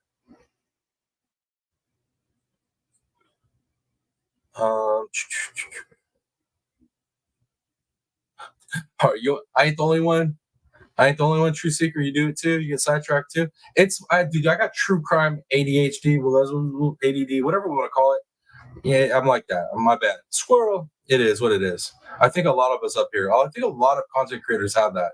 I think that's why we do this, is because we have to have a lot of action, and doing a live, creating content, you're worried about so many different things that keep your brain going. So I don't know if that makes sense to a lot of people, but it makes sense to me. Let me see what else y'all are saying. Dang, chat's lit today. Thank you guys for being here. 31 in chat. Yo, right on.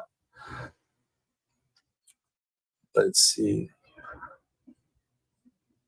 Hey, Bougie Redneck. Good to see you, man. Good to see you. Okay, so Dumpling's got a little... okay, so this is an update. This is the only update on Charlotte right now. More than 100 personnel, 75 law enforcement officials have been deployed in the search for a missing 9-year-old. I don't like the feel on this one, Dumpling. I don't like the feel on this little girl, this situation. I don't. I really don't like the feel. I just don't. Okay, there she is. There's Tashi. Let's have a conversation, Tashi. Can we switch Rob to just Tom, please? Can we? Can we just switch it to Tom? It's 3 letters. It's not TRPP. It's not TPP. Can we just switch Rob to Tom? I'm cool with that.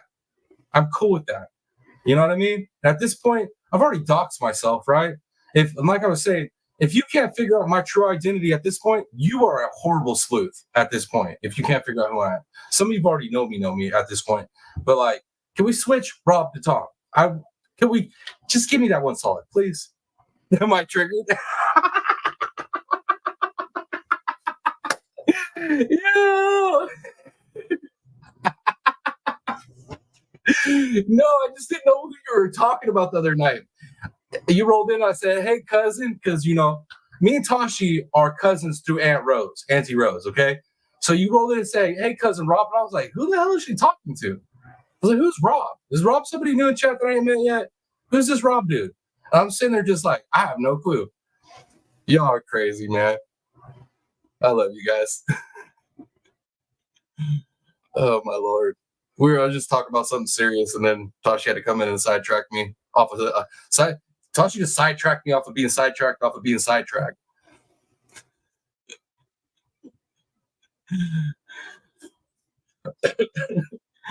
Oh man, I love you guys in chat. All right, but yeah, dude, I don't like the feel of this missing girl. I've heard all the press conference. We just got the update from Dumpling, and I understand they're doing this full scale search, but I got a bad vibe on it. I don't like it. I really hope I'm off, and I hope they find that little girl. I'm praying for it. I prayed for it, but I don't like the feel, guys. I don't like the feel. I don't like how fast she went missing and how they like. I just don't like it. But let me see what else y'all saying in chat. Yo. You guys are so funny.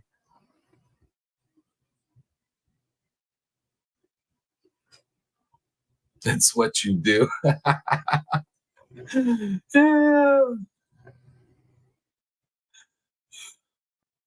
Yeah. All right, guys. All right. Let's jump back to the video. Commercial's over, guys. Commercial's over. All right. Intermission. Commercial's over. Hope y'all got a drink, some snacks to finish the other half of this interview. It might take us another hour and a half at this rate.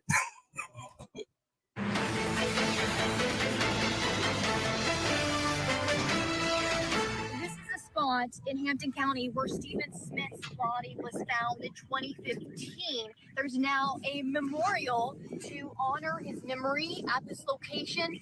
This is an area that is remote. There's a cornfield on one side of the highway. There's trees on this side of the highway. And here you can see it's only about 20 yards from the nearest home.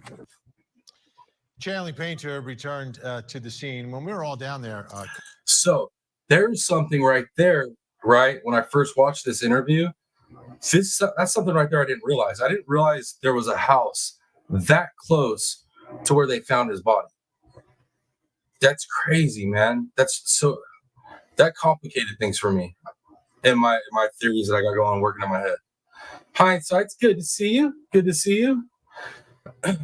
Covering the Murdaugh trial and covering the story as well. She went back another time with the star of the Murdaugh trial, the expert witness, Kenny Kinsey, who after this interview became part of the team looking at the death of Stephen Smith. Let's take a look at what Chanley and Ken Kinsey had to say.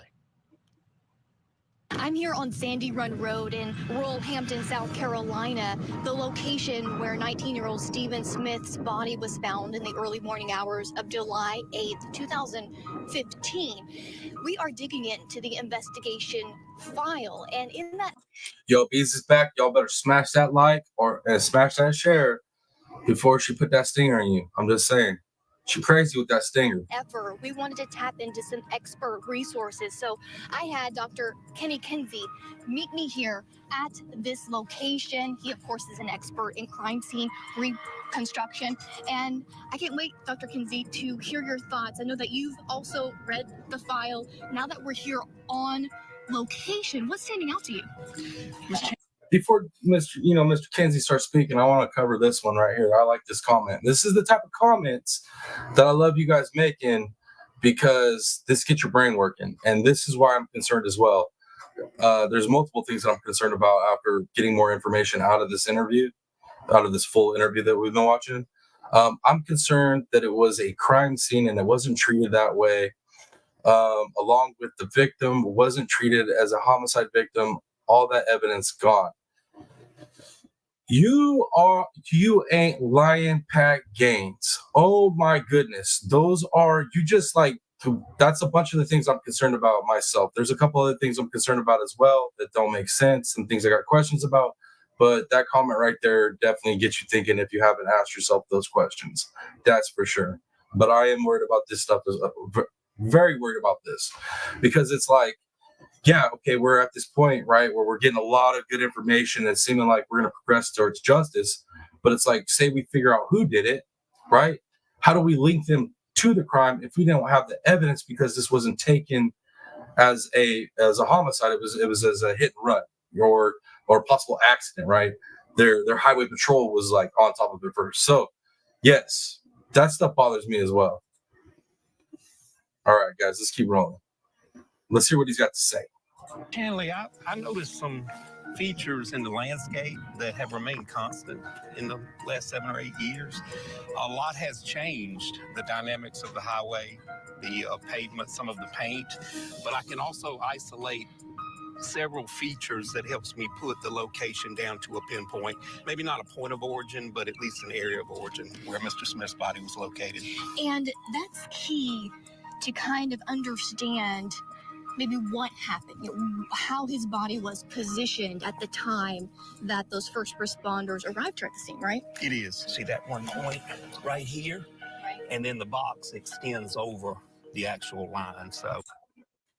Yes, Bougie Redneck, I agree. I definitely agree. Head this direction, feet that direction. In that direction. Yes, ma'am. Right here, literally on the center line, it looks like. Yeah, he did straddle the center line. I don't know the exact position because I haven't seen the exact photos, but right. Somewhere in this area. What does the position here in the middle on the center line tell you? Well, Ms. Chanley, it's so many different ways, and I don't want to. I don't want to state a method because I really don't know that part. It does look a little odd to me. Real quick, I got to go ahead and add to some of these comments I'm seeing over here in chat. Jeannie Ange, I told her I'm proud of her, 100% proud of her for doing that. And also, Miss Julie Delk, same as well. We all proud of you. We all proud of you, Dumpling. So proud of you. Like, it took me, I honestly, when I first seen you come back and chat as, Dumpling, I was like, man, is this a troll? Did somebody make a troll account? They took the name because she ain't using it. Is this? But I'm so proud of you for changing your name back. Way to strike back. Way to strike back. Ain't nothing better to get back at the haters and the trolls than to just keep doing what's pissing them off.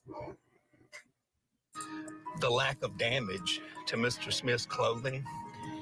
I mean, I'm not a trooper. I haven't ever been a trooper, but I have assisted on a number of pedestrian versus vehicle accidents. And I don't know that I've ever seen clothing in that pristine a condition from a vehicle versus pedestrian accident. And the positioning on the middle line, I mean, at bare minimum, I don't think a person could mistakenly hit someone and not know they hit someone. There is a lot of, you can see kind of far down in this direction, that there's a slight curve here in the road. Does that indicate anything or would affect anything? There is, but in the original photographs and right now, they keep the shoulder cut back. So you still got plenty of field of view. You may not get it in the highway, from a distance, but you should still see something moving. And those headlights are going to light it up for several hundred feet. So essentially what he's saying is, he shouldn't have been hit here on accident, right? Like, he should have been seen. Should have been able to see him. And then on top of that, come on. How many of us country people, how many people that have grown up in the country that have walked back roads to go to your friend's house at night or to go to a pond or whatever it may be, right? Yo, we might walk on the road, but you see a car coming, you get yourself off the road. Like, there's no, and the back roads like that are so quiet, you hear it coming. So there's so many reasons why I don't think that this is some accidental, hit and run type situation. The math don't map on it. You know what I mean? The lack of physical evidence here at the scene. Talk to me about that. Well, typically, Ms. Chanley, you're going to have car parts, plastic, glass. Those lenses, they don't hold up to a lot of impact. And the ones that I have worked that were intentional, and also the ones I've assisted highway patrol with, I believe there's always been debris. Right, like to the point. You could see something. This is not obviously from a car, but Just maybe the bumper or paint. Oh, exactly. There's no evidence really of swerving. Yo, my girl lucky nothing was underneath that, man. You don't be flipping up like debris on the side of the road trying to get bit by something. You tripping, city girl. Right, from what you see in those photos? In none of the photos I've seen, Chanley, when you slam on brakes, you're going to leave tire material on the pavement. It's going to show definitely the tire span, the width of that vehicle. Sometimes if you stop fast enough, it's going to leave a direct impression in that rubber. But you can find that at a crime scene, right, and you can find a suspect tire. A lot of times you can use those characteristics to include or exclude that tire. None of that's here on the scene. And it's probably changed in 8 years. If right, that vehicle is still around, of course, we change our shoes. Well, you have to change your car tires too.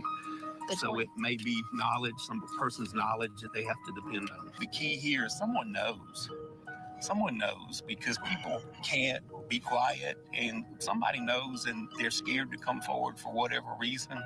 But somebody knows, and the Smith family deserves answers. Sandy Smith, Stephen's mom, still with us. Mandy. Yeah. Like myself and Pink fans say here, the math ain't mathin'. It's not mathin'. None, it just isn't. Like how, this is one of the things that worries me, right? Is how obvious he just explained all that, how this isn't an accident. This didn't involve a vehicle. That shows no signs of a vehicle being involved. I don't think it was basically people not doing their job properly, if you get what I'm saying. I'm thinking the official, like that just made me really, really think about the Murdaughs being connected, because how do you show up as law enforcement to that scene, look around and be like, had to be a hit and run. Had to be a hit and run. Like the way he just explained that, it goes like the math ain't mathin'. It's insane, right? So you go back to when this originally happened, those people that the law enforcement arrived on the scene, for them to not be like, oh, this was this ain't no hit and run. They're like, somebody did this to this guy. How that didn't happen in the beginning, that has to be corruption. How do you not have the skill set to look at that and be like, well, this obviously isn't a car accident, when that's what you come to all the time, right? Because Highway Patrol, even with Highway Patrol having the scene, it's like, how did they look at it and be like, yeah, probably just got hit by a mirror. What the hell? Are you serious? So all that being said, guys, it merely does make me feel like corruption was involved at the beginning of this, because that level of inept inability to do your job, it just seems like too much. But I could be wrong. I ain't trying to be a conspiracy theorist up here, but that's how I'm feeling on it, guys. That's how I'm feeling on it. Hey, good vibes. Good to see you. Thanks for being here. Let me catch up in chat real quick, see what you guys are saying while I'm rambling. All right. Let's see. Bees, did you say something and I missed it, Bees? I'm sorry. I must have missed it. I'll be, you know how it is. I'm like that sometimes. Let me see what else y'all saying. Let me see what you're saying, Pat Gaines. Car little guy's out drinking, looking for trouble, and had an issue with the boy. What it sounded like, maybe. That is a possibility. It is a possibility. Okay. Yeah, I mean, that's a possibility. That's a viable possibility. I mean, like I said, guys, it could be one of two things. Either the Murdaugh family could be involved in this, or they just simply know about it, right? Maybe they know somebody that did this or was involved with it, and they said something to one of them.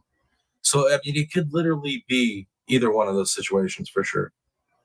Let me see what else y'all saying. Thank you, Bees, for dropping the links. I appreciate you.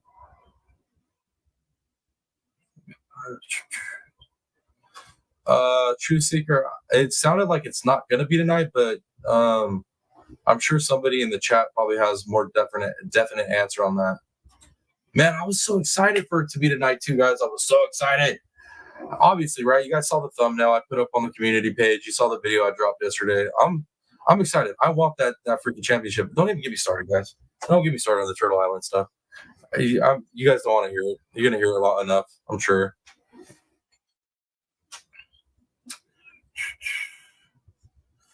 Oh, Miss Back Road Becky, good to see you. Good to see you. Thank you for being here. Ooh, let me see what Bees is saying. You live 30 minutes from Wisconsin River, 45 from Mississippi, and have 4 lakes within 20 to 25 minutes. That sounds like a really nice area, Bees. That's not the type of area I'm looking for. All right, guys, I'm caught back up in chat. Let's go ahead and keep rocking with this interview. Thank you, Bees. Smash that like as well. 34 of you guys with me right now. Thank you for being here. If you can smash that like, and if you haven't already, hit that share. Let them know we're here. We're still going to be here for a little bit, chopping it up. And then once again, too, as well, if you're hiding out in the bushes, if you haven't subscribed and you're stealing my content, shame on you. Shame on you. Stop doing it. Be better than that. And just subscribe. It's free to do. I'm not asking for a kidney. Just subscribe. Stop stealing my content. My community don't appreciate it. And we're good people. We're all about that, good honor, integrity. Smash the subscribe. Come jump in the chat. Say what's up. Don't be scared. Most of us don't bite. I say most of us because, you know what I mean? Every once in a while, some people. Matt, Eric Bland as well, and Sandy. Amazing. Oh, man, just as I get it started, we got another person dropping in. Lanessa Boo, good to see you. Good to see you. Amazing folks who are helping out from the team that Eric and his partner have put together. What are your thoughts about that night? I mean, would he be walking down the middle of... Oh, good vibes. She's not here unless she's in the bushes and she's like, doing that hunter thing that she does. You know what I mean? She's like stalking from the bushes. Unless she's stalking from the bushes, I don't think she's here. If she is, man, because I've said some stuff already Huntress would probably respond to, with her cheeky personality. So I don't think she's here. The street. I mean, I'm not from the country, but if I was walking down that street in the middle of the night, there's not a lot of traffic. I think I would see or hear a car approaching. Right. And Stephen and his sister and the friends, they walk the roads at night sometimes. And if a car was coming towards them, well, they would hear a car or see lights. They would jump in the woods and hide and then wait on that car to pass. And then they would get back in the road. Bro, I'm telling you straight up, me and my cousins have done that same behavior. Walk into a friend's house, mountain country back roads. And you don't know who's coming, right? You never know who's coming. So you get off the road, you kind of duck behind a tree. You just make sure that it ain't going to be no older kids messing with you or anything. And they pass, you get back on the road and you go. So for me, it's like, dude, obviously from that area, you would think like, stay the hell off the road. Cars coming, probably get out of view. That way you don't get messed with or harassed just in case, just being safe. And you would think Stephen would have that same behavior, especially living in that area. And having the lifestyle that he did, he was already so used to being harassed and everything that I feel like if he was in a situation where he was walking that road and there was a vehicle coming, he probably would do the same behavior. Obviously, I'm not him. I don't know for a fact, but it just, it adds up. That math is for me. So him not doing that and it being like he got clipped by a car, it's just, I don't buy it. I don't buy it. And start walking again. That makes sense. It's the middle of the night, right? It's the early morning hours. There's no street lights there. There's not traffic. Pat Gaines. I'm sorry, guys. I keep stopping and rambling, whatever. Pat Gaines, 100%. That's what it seems like to me. But why they dumped him right there? Here's my opinion. I'm gonna give you guys my opinion on it, right? I think somebody did this somewhere else. Who did it? I can't really say at this point, right? Whether it was a Murdaugh, whether it was somebody that knows a Murdaugh. I don't know at this point. I'm not ready for that yet. But I do think this was done somewhere else. And I believe that they dumped him where they dumped him because it was close to a house. It was close to a residence. So I don't think the person wanted him not to be found. I think they wanted him to be found. I really do. But I don't think they wanted him to be found where this happened to him. I think the car, both him and the car, got dumped. In my opinion. That's just my opinion, guys. That's where I'm at with it. But either way, both sites weren't treated as a homicide. They weren't treated properly. So the investigation wasn't done properly. And I'm really worried that even if we get to the names, we're not going to have what we need for convictions. I'm really worried about that. But that's where I'm at right now with it, guys. That's where I'm at. Let me see what you guys are saying in chat. Okay. Pink fan, I'll be honest with you. I live out in Cali, right? So at first I really didn't think so, but then I had to like change my mindset for 2015. Back east in that area where he's from, and unfortunately, like possibly, I think more possible than not that was the case, in my opinion. And like I said, it's different out here in Cali. Like we didn't really deal with all that for a while now out here in California. Obviously, you guys know, right? So at first, when I first heard about this case, I was in a Cali mindset, and I had to change my mindset and look at it right. But I do think that probably played a role. It's the only thing that makes sense, because why else would he be unalived in the fashion he was unalived? And it's brutal, guys. The details are brutal. Why would he be unalived for no reason? Why?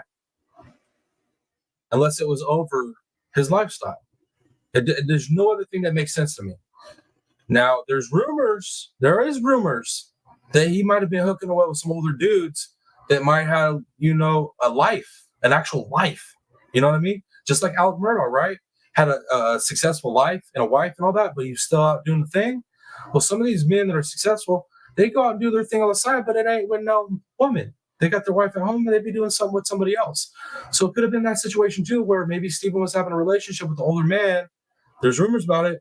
And this older man didn't want things to be getting out. Someone might have been getting out and he could have it done. There's so many possibilities, but I really believe at the core of it all, it probably was over his sexuality. If that makes sense. I don't know if that ramble makes sense, but let me see what else y'all saying. Thank you, Jeannie Anch. Dude, I got the best mods in the game. Y'all are the best. You guys are constantly dropping my links, giving love. Like, you guys are the best. I don't even know how y'all are mod for me. I don't even deserve it. You guys rock. Let's see what else y'all saying. Oh, man, why you gotta make me hungry? Yo, chicken, mashed taters, and what the hell, yo? I'm starving.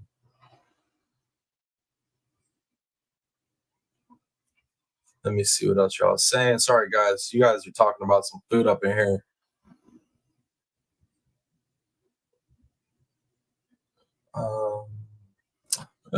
Yo, apologizing for interacting with your chat. This sets you aside from all other creators. And we'll say on behalf of the chat that we love that about you. Love you guys. See, you guys are the best. Like, you guys let me know, like, what I'm doing in a constructive way, whether it's good or bad. Like I know if I'm messing up, one of my mods are probably going to send a message over here, and I'm going to see out the corner of my eye, and I'm going to correct something. But, or you guys are just going to reaffirm I'm doing the right thing. I appreciate it. Just trying to say, I appreciate you guys. You guys are talking about too much food over here. You guys are killing me. Oh, my Lord. I'm trying to get all the way to the bottom of this and to see, like, mac and cheese. I'm seeing green beans. I'm seeing, I'm trying to over here eat good and stuff. Y'all, you killing me. All I want is bad food now. Yeah, True Seeker. I hope Dolly's up there too. Even though like we ain't doing the Turtle Island thing, I hope he's up there, man. I hope he's up there get it in, because that I know he's passionate about that. I know, like, out of all the true crime stuff, that's like his number one thing, I believe. I'm sure other people can speak better to that, but I feel like that's what drives him as far as the true crime goes. I know he'll talk about all the other stuff, but I think going and looking for missing kids or missing people, I think that's where he really shines. Let's see. I'm really, guys, I'll be honest with you. It'll kind of take away from the lives, but I'm hoping his soap business does well enough to where he could really put back towards getting out there more often and getting in the field more often. I think it would be dope. Let's see what else y'all saying. Thank you, Jeannie Ange. Spaghetti garlic cornbread. What are you doing to me, y'all? Oh my Lord. Huh. Oh, bees, that's how much you appreciate me? Oh my Lord. You trying to make me turn red again, huh? Get out that chart. Get out the color chart, y'all. The boy about to start turning red. Man, you guys go to other chats and tell them about me turning red too. I can't believe y'all out me like that. Thought what happened to our channel stayed at our channel, yo. You know what I mean? But y'all over there telling I change colors and stuff, yo. They all think I'm like a reptilian now. Yeah, why are you gonna tell? Don't tell Auntie Rose that. She don't think I'm a reptilian. She don't think I'm a damn reptilian now. Auntie Rose, if you're watching, you come across as I ain't no reptilian.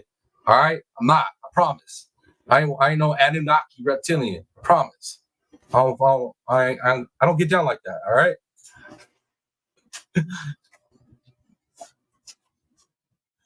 Oh my Lord! All right, I gotta stop looking at chat.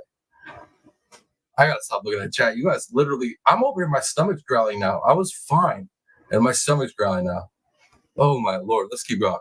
I mean, I think when I was there, I don't know if there were 3 cars that may have passed through that area. Right. All of these roads are very, middle of the day. There you have it. Oh, there goes one car. Yeah. Wait another 20 minutes. Maybe you'll see another one. Eric, Right. So you expressed. Oh my God, guys, I'm sorry. I gotta stop the video. Sassy just did me in. She just did me in Okie style. That's Okie as all get out, Miss Sassy. Just ate gravy, sausage, bacon, fried potatoes, a slice of tomato and peach jam. Miss Sassy, you don't understand, Miss Sassy. I was raised by Okies, all right? Now I have a mix of some hillbilly too. It's all redneck, but I was raised on some traditional Okie food like that, and you just messed me up. Oh my God. I want breakfast for dinner now. Oh, yo, man. You're killing me, Sassy. Melinda, good to see you. Hope you're having an awesome Sunday. Welcome to the best place to be right now.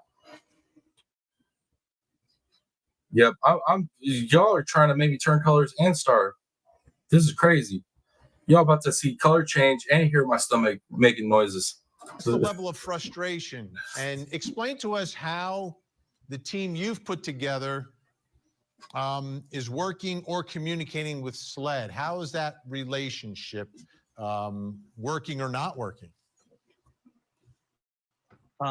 It's more of a one-way highway, but that's come to be expected. The pathologist did his second autopsy report. It was given to SLED. Dr. Michelle Dupree did a report. It was given to SLED. Dr. Kenny Kenzie did a report. It was given to SLED. And they asked us not to release it publicly because it would interfere with their investigation. Yo, SLED don't want that investigation released because it would interfere with their investigation. What does that tell us, guys? Let's stop and think what that tells us.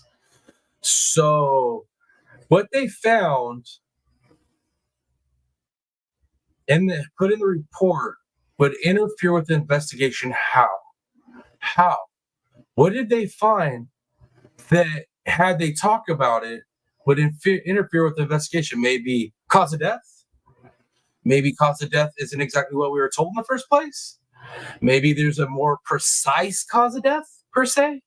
And that more precise cause of death, if they came out and said it, would tip off the people that did it that, hey, we're kind of keyed into who you are, buddy or buddies.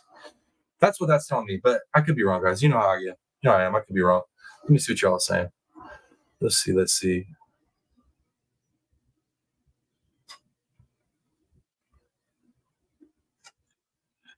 Yo, bees over here enticing. Can make anything. Got places to hunt fish. Produces honey. Got cat eyes. What else? What else we need to know, bees?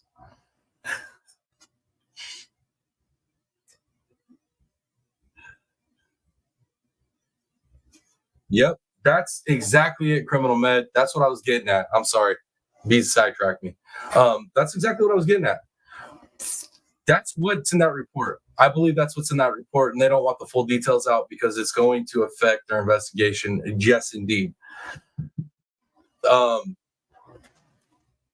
Steffi, that is very likely, right? But here's the thing, Steffi. That's what I'm saying is it has to be the cause of death, and not just the cause of death, but a very precise cause of death, like the actual weapon.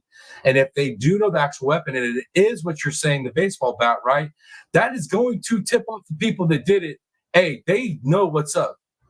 Holy you know what I mean? So they don't want that out. For sure, they don't want that out. Yep, right there. Right there. Exactly. They already have alibis, though. That's the thing is these people that did this, guaranteed, they already formulated alibis when this happened. They might have changed a little bit over time, and it'll probably get even more defined if they find out. But yeah, that tells us so much, guys. Literally, here's the thing, dude. I watch a lot of people review videos, review interviews, and they don't pick it apart. They don't see these little nuances in the conversations. You know what I mean? And there's too many of us that have been doing this too long to be missing this stuff. Let me see what else y'all are saying. Okay, Bees. Okay, so you hunt off your back deck too. What is going on? What are you doing? Right? Like I said, y'all, do we have a bachelorette show y'all know about? Because Bees over here trying to be like #1 bachelorette, like promoting. Yep, that too right there, criminal men. People will run. The moment they know that it is the noose is tightening in, oh, they're gonna run. They're definitely gonna run. Oh, criminal med, it's worse than that. It's worse than that. It definitely is worse than that. Person who did this has already denied it in court. We shall see about that. See you later. We shall see about that because yeah, they have 5 different names that aren't Murdochs. So we will see. I can't wait for this stuff to progress and us to find out more. Okay, guys. But yeah, right there, Tashi, bachelorette sister version. Yo, thank you guys. We got 36 watching, 36 likes, or we were at that point, but you know, people come and go. But right on. I appreciate y'all being here. Heck yeah. Okay, so we got a game show. Hey, do I need to put a game show together, guys? I know this ain't true crime, but Dolly, Dolly does the game show. Dolly got a game show. Do I need to put a bachelorette game show together for all my ladies? We could bring them up because, that's a pretty good idea right there. We could put Bees up, find her some eligible bachelors, and we can let moms pick. I'm down for that. That sounds like a good. Maybe we'll do that members only. Yo, Bees wouldn't get up on panel for it. She all talk right now. She all talk.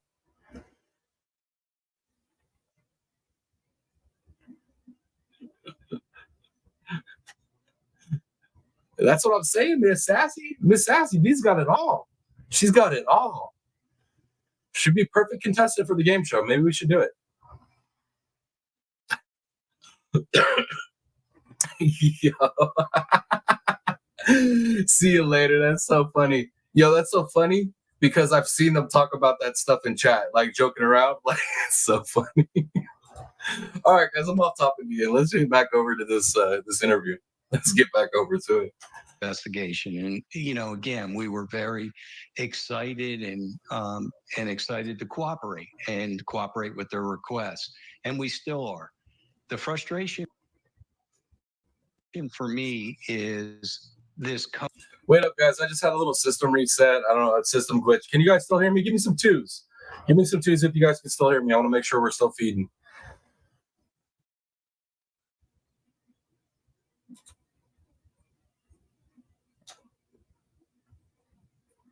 All right, cool. I see you. See you later. Pink Man, thank you guys. I see the 2s. Thank you. I just want to make sure. I've been having weird stuff going on with my service lately, so anytime I get a system like glitch, I just want to make sure you guys can hear me. But I see all the 2s. I appreciate you guys. Appreciate you.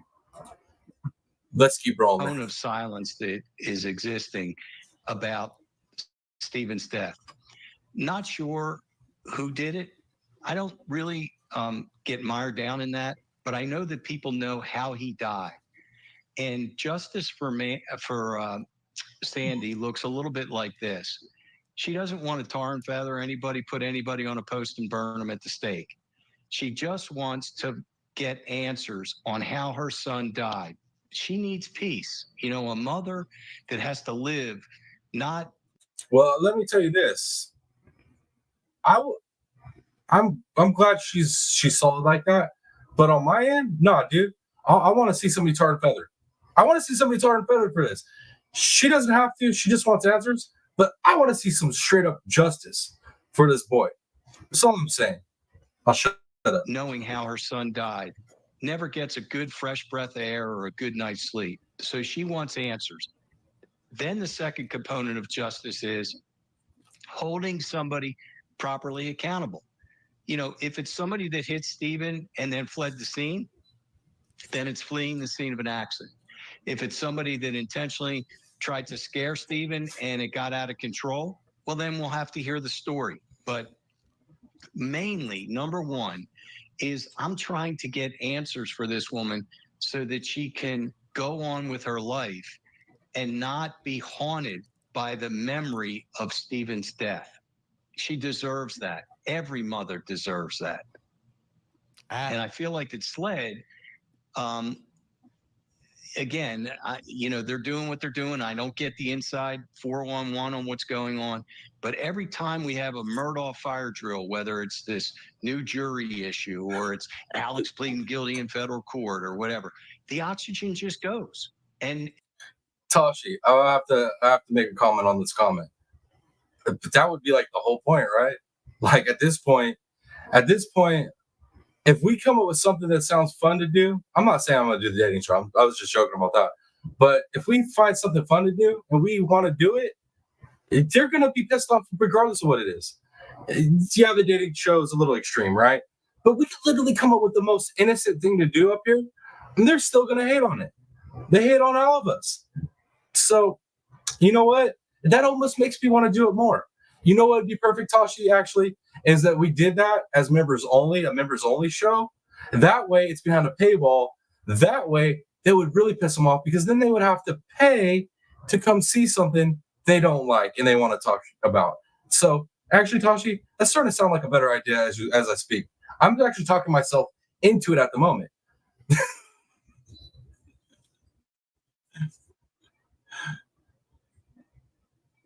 Yeah, that's what I'm saying. Like, I'm just saying good vibes. It was jokes. But after Tashi made that comment, I'm like, well, if we put it on members only, the haters would have to pay for memberships to come see it just so that they get hate. It'd be worth it. They'd be crying and they have to pay to cry. Like they literally go to Dolly's game show to pay to cry. It's ridiculous. They pay to hate. They literally, these people are insane. You can't make it up. You can't make it up. These people are as crazy as some of the crimes we cover, guys. Like, legit.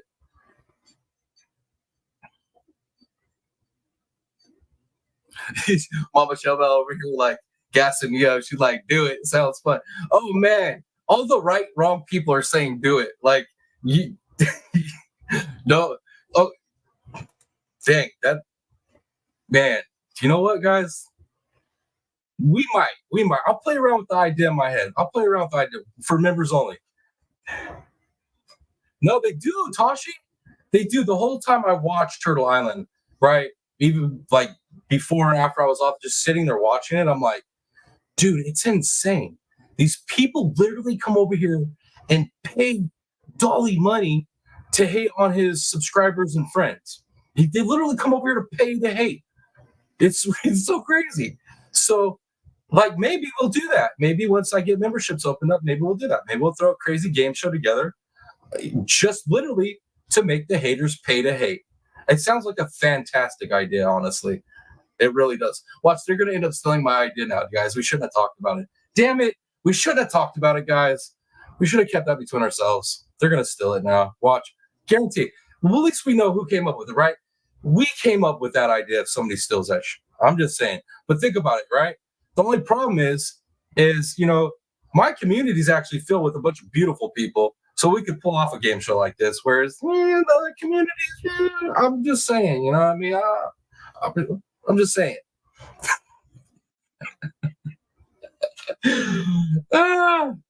Yo.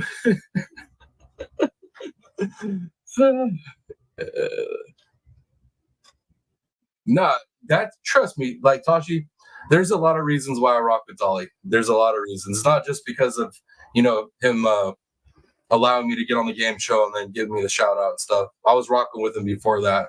And it's because he's an entertainer. Yeah, he's not your traditional true crime, whatever. But he's an entertainer. He's funny. He keeps it real.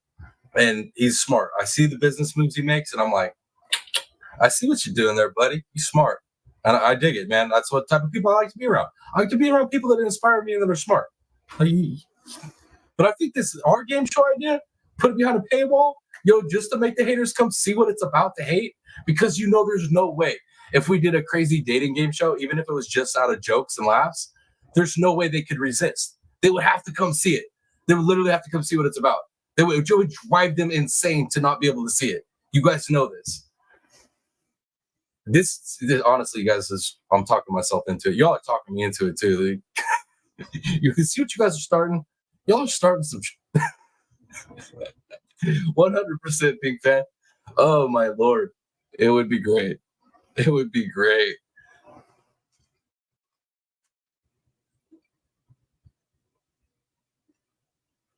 Yo, that's so crazy, man. That is so crazy, dude. It's like people that like literally spend their energy, their money, their time, their effort into hating on other people to like dig into it's insane to me. I can't, dude. I can't. It's like there's different scenarios, right? It's like either you're a narcissist sociopath, you're jealous, or I really don't know what else, man. I don't know what makes these people do this stuff. It's insane. Like, I just know that there's probably a lot of people. There's probably a lot of psychiatrists getting paid well if these people are going to a psychiatrist or a therapist, which they should probably be going to that. Yes, see, Bees gets what I'm saying here. It'll literally be like a trap, guys. Make a hater trap. My channel, that's what we're going to do. We're going to make a hater trap. We're going to put a game show together, a hater trap game show where, yeah, we're going to trap the haters and we're going to take what little money they do have left. Yo, man. See, we all on the same page over here, and I love it. I love it. I love that you all are crazy as me. It's perfect match. Perfect. What were we even doing, guys? What is this show about? What am I even covering at this point? I forget. Oh, yeah. Steven Smith. My bad. Let's go ahead and jump back to what I'm supposed to be covering. And we'll kick around that idea, though, some more. We'll definitely kick around that idea. Yo, bro. Can you imagine, like, people will go in and pay to hate on us and want to clip that so bad? Bees, you promise? Bees, you'll call. But Bees, I thought we were putting you up as the first eligible bachelorette. Like, what the hell? Like, you can't. What's going on? Like, you promoted yourself. That's the whole reason we came up with this idea. Unless some other lady wants to jump up there, we could, we can. I guess. Oh my Lord, you guys are too much, man. You guys are too much. All right. It would be the best. Yo, dead. I'm dead. All right, let's keep going. It goes right to Alex, and that's the pernicious effect that this miscreant has had on our state. Mandy, going back to the scene where this happened and this road, and to me, Eagles Chick fan, good to see you. Good to see you here on this beautiful Sunday. Accidents can happen, I guess. It just seems like someone driving down the road would see him. Yo, good vibes. Check it out. This is what we'll do, guys. This is what we'll do. I already got this figured out. I'm already playing it through my head. Yo, forget. Like, I got mad streaming time as far as other content consumed, being around other stuff. We could do an E-date. We'll do an E-date. We can set them up on an E-date, right? And we'll do I'll do if they're down for whoever does it. Like I got this shit figured out. I already know what we're gonna do. I do. And if whoever wants to get in on this and they're down for it, we're streaming the E-Date, 100%. If y'all ain't familiar with that type of stuff, I'm sorry. I know it's younger kids streaming stuff, but it actually we could do this. It will be fun. It will be fun. All right, let's keep rolling.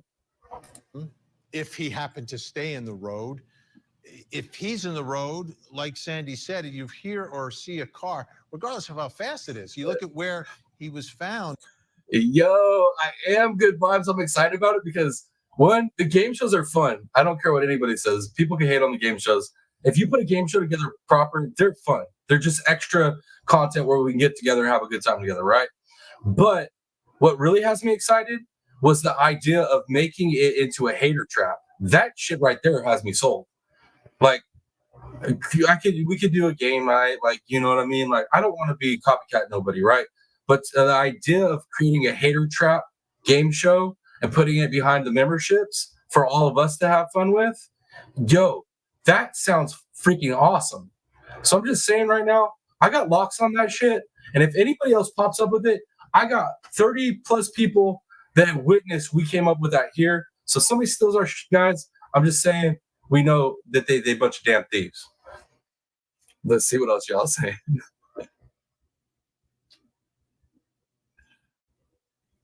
Oh, I knew this was coming. I knew this was coming, Toshi. I was waiting for you because Huntress isn't here. I vote you have to be the guinea pig to this concept game, though. Lead by example. All right. You know what, guys? All right, I'm down. I'll do it. I ain't scared. Well, what's an E-Date anyways? I'm down. I ain't scared. But for us to do this, we got to hit a couple goals before we do it. But I will come up with the concept of the game show, how it's going to work, and we're going to do that. We're going to do it. It sounds like a good time. But we are definitely going to create a hater trap out of it. It's going behind members only. It'll be a members only deal. 100%. We're doing it. This shit's going to be fun. Oh my God. We're going to make so many more haters mad. So many more salty tears are going to be shed. I really like this idea. You guys are so fun.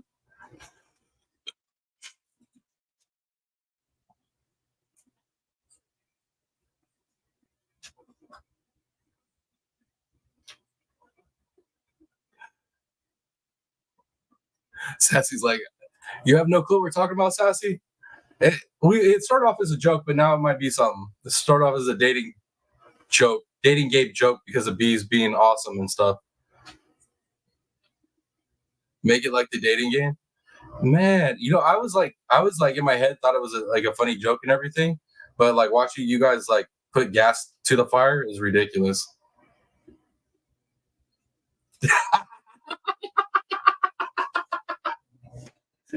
Oh, what would I do without Tashi? Tashi's like the Henri cousin. I've had plenty of those, so like I know what Henri cousin's like. She's definitely like my Henri cousin from the other side of the world. And then Huntress, who isn't here right now, she's like that long lost Henri sister that I never had. And both these girls don't hesitate to light me up in chat all the time. Call it the honey trap, bro. Oh my lord, Tashi. Yo, taking that back off screen. That's a good idea. That's great. Oh my God. I love how we brainstorm, yo. Look, dude, when we come together and talk about true crime, dude, the brainstorming we do is insane, right? I come away from all of our lives just like, oh my lord, I have a way clearer picture on this now, right? But like also, look, like we start brainstorming on some other stuff, like come up with some good stuff, guys. Or oh my, that's good too, Tashi. Stop giving out those names. Stop giving out those names. You got to send those to me on a private message, Tashi. Like we got to save those names. Those are good. Both of those are good. Oh my lord, those are both good names. How far are we away from members? Pink fan. Let me check that real quick. I'll check that live with you guys right now. Let me check. Let me check real quick.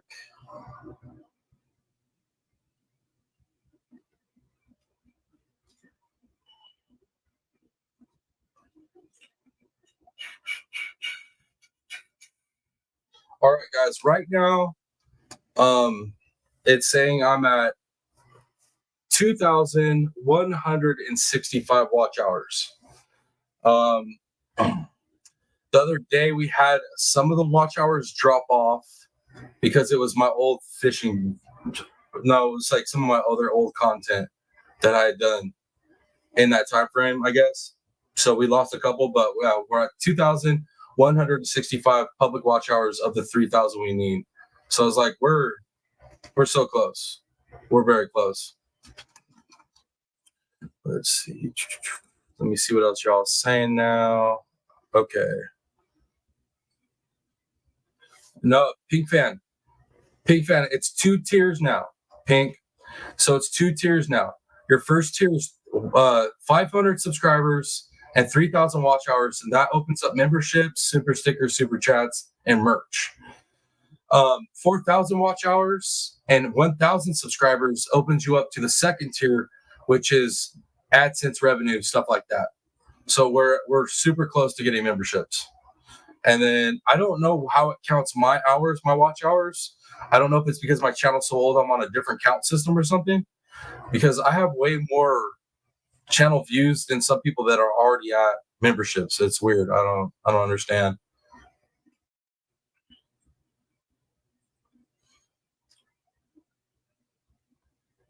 Yeah, so yeah, Pink fan. So there's 2 tiers to monetization now.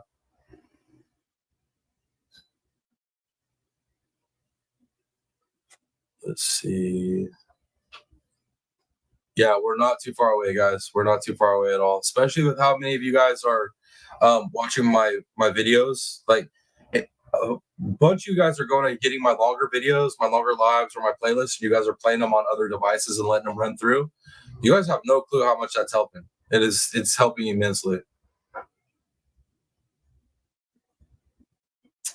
What do you mean you wish you could be a member? I mean, once we're there, you gotta be a member. True Seeker.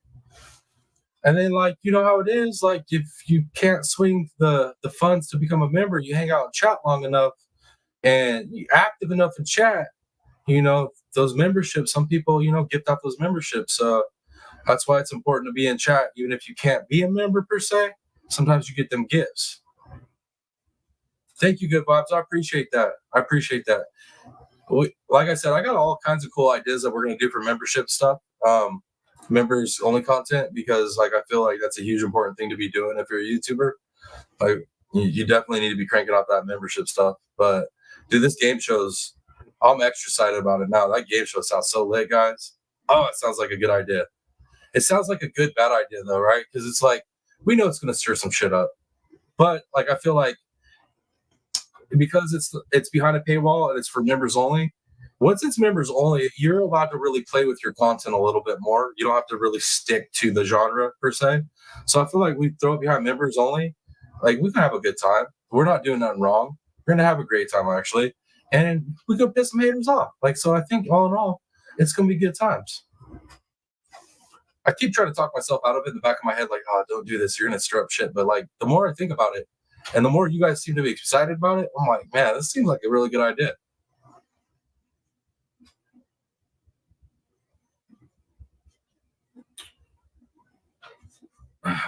All right, guys. Let's I gotta get off the game show though. Let's continue. Yo, this is a 40-minute interview, guys, and we've already been up here for over 2 hours. Like, I love it. I love it, man. This is the best community. You guys rock. But let's keep going. Let's get some progress on this.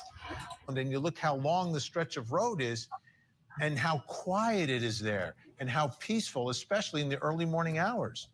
Does any of this, what makes sense to you as to what could have happened here? Well, I think one big thing that has always stuck out to me is Stephen's wounds. And Stephen was most of his trauma was on his head. And if you think about that, how could a car, and they hypothesized that a truck mirror could do that. And he had abrasions, a little bit of abrasions on his arms, but most of the damage to his body was on the front of his face, correct? The front of his head. So just listen to this, guys. I mean, this is a trigger warning. My bad. I was kind of late on the trigger warning, but listen to the details. If you haven't heard these details really, really clear up the confusion on if this is an accident or not. Like, just think about it rationally, logically. There's no way in hell this was an accident. The whole, all this was crushed. Right. His head was crushed. But if you stop and think about that, Chicken Whisper, good to see you. I don't think I've seen Chicken Whisper in here before, so welcome. Unless you're one of the people that changed their name to a chicken name the other night, and you're somebody I actually do know. Either way, good to have you here. Good to have you here. I like the name, Chicken Whisper. That is, it's pretty good. That's pretty good. how could a vehicle hit somebody primarily in the head and, like Dr. Kinsey said, pretty much leave their clothes untouched? It seems almost impossible. And you combine that. What? Let me see what do you say, Miss Darcy? Hey TPP, can you move that screen to the right some more? I'm not gonna be able to see my grandma Betty fix coffee. It took me a minute to get what you're saying, Miss Darcy. I was like, what are you talking about? Your grandma Betty? What? Grandma Betty. Grandma Betty! Oh my lord. Now I yelled, she's gonna come out here. She'll be like, what? I'm gonna be like, the ladies want to see you. All right? They want to see you, Grandma.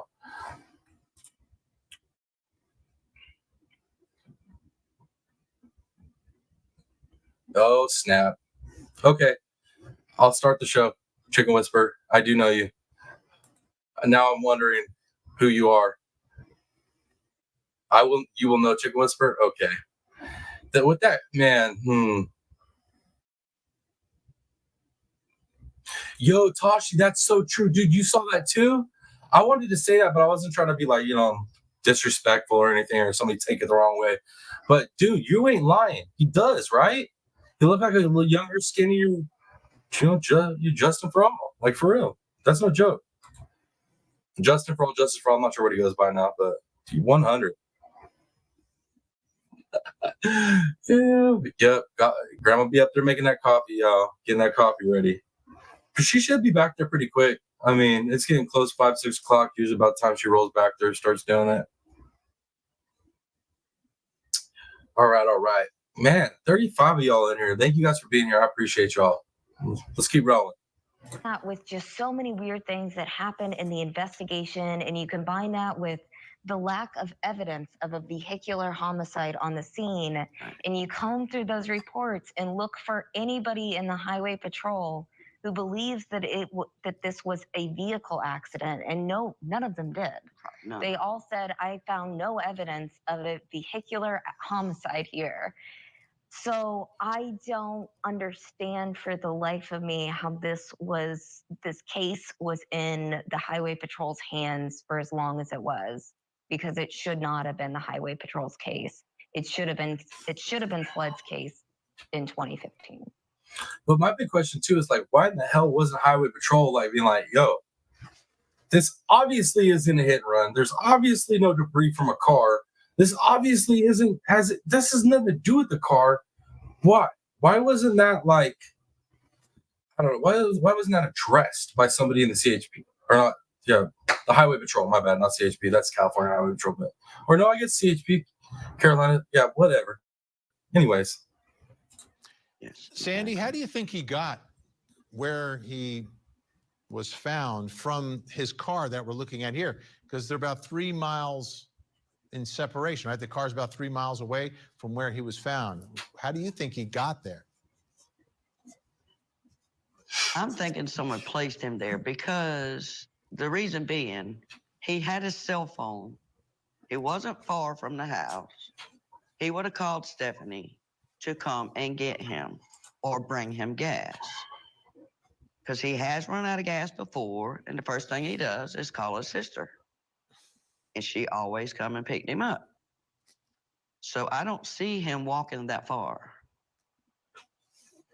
Yeah, he has a cell phone. That's the great thing about, getting stuck on the road these days. Everyone has a cell phone. you make the Right. call. It's very simple. All right, Sandy, Mandy, Eric Bland, stay where you are. When we come back, we're going to take a listen to some of those police interviews that were done early on and how people were mentioning Buster Murdoch's name. All right, let me get this comment before we skip these commercials real quick. There were more than one individual in the vehicle that carried the one who wielded the bat. I believe it was organized by a drunken Paul, in my opinion. Man, that criminal med, that's interesting. I believe if anybody was to do it too, it would have been Paul. He seems like the more violent one out of the two. Buster seems more like the brains, and Paul seemed like he was more of like the, I don't know, not a lot of brawn, but put some alcohol on him, and he seemed like he'd do just about anything. That's it. You might be right on that. That sounds pretty plausible. Fees, thank you for dropping those. Thank you. All right, thank you guys. We have 41 likes with 33 views right now. People viewing. Definitely means we've had some people come and go, but I appreciate y'all for coming and smashing that button while you're here and throwing that share out there. Appreciate y'all. Yes, Tashi, yes. That's one of the biggest reasons why everybody, it's not just the hearsay on the streets, it was the fact that the Murdochs interjected themselves in this like right out the gate for no apparent reason, and then manipulated the family into certain things to get their help. So like I said, guys, there's so many reasons why I don't think this was no accident. But we going over it, fine tooth comb. Yep, like Criminal Mess said. Yep, and Randy was the one that was like telling him like, we can help you, but I'm gonna need your socials and this and that, like trying to take control of the information going to them and coming out from them. Definitely put themselves right in the middle of it quick.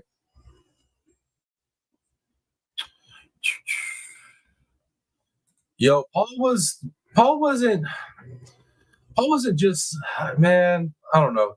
He's a spoiled ass rich kid that had issues for sure. I think bad apple is like an understatement, to be honest with you, but I get what you're saying. Definitely suspicious, for sure, Tashi. Good vibes. Well, I'm glad you're here because like that's what I do usually when we're covering stuff is I kind of reiterate a lot of information. I'll go back over stuff just so we don't forget, because I find that we follow so many cases that it's good to do that. It's always good to stay fresh on the case and always go back and look at stuff because we follow so many things that it's easy to forget stuff.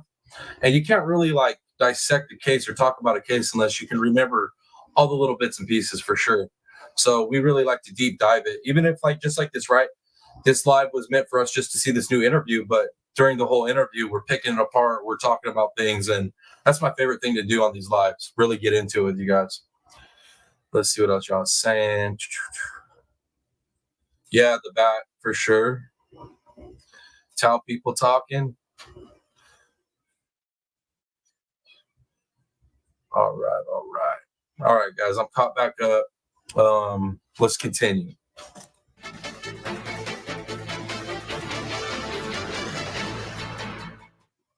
I've worked hard all my life. My bad, guys. I forgot to skip past the commercials. My bad. Apologize. All right. Is this it? I think that's it. Let's see. How much did this second autopsy tell you about what happened to Stephen Smith? Actually, Vinny, I think it was close to a 10. Really? Really. We were able to do everything we needed to do. And again, it was almost as if we were doing the first autopsy. The only thing that we did not do was toxicology. And we have the results from the first autopsy on that. So they weren't needed. But we did everything else that you would expect in a regular autopsy. We were able to, again, get the information that we needed. And really, this is sort of now in the hands of the investigators. That's where a lot of it. Yeah, good vibes. This is the second autopsy. So their report off the second autopsy, right? The report they generated off the second autopsy, SLED does not want them to release that information because it'll affect the investigation. That's where we're at right now. So it's getting a little bit more exciting. I'm getting more hope, but at the same time, I've addressed those other issues of like lack of evidence and like the possibility of us figuring out who did it, but literally not having the evidence to get a conviction. You know what I mean? So this key information is going to lie. We're hoping that somebody who does know something, because somebody does, will come forward and sort of fill in a few of the missing pieces that we don't have. That was back in April, right here on Closing Arguments, Dr. Michelle Dupree, a 10 out of 10 in how illuminating the second autopsy was, which was great news, right? And then again, it was, as Eric Bland has told us, handed it off to SLED.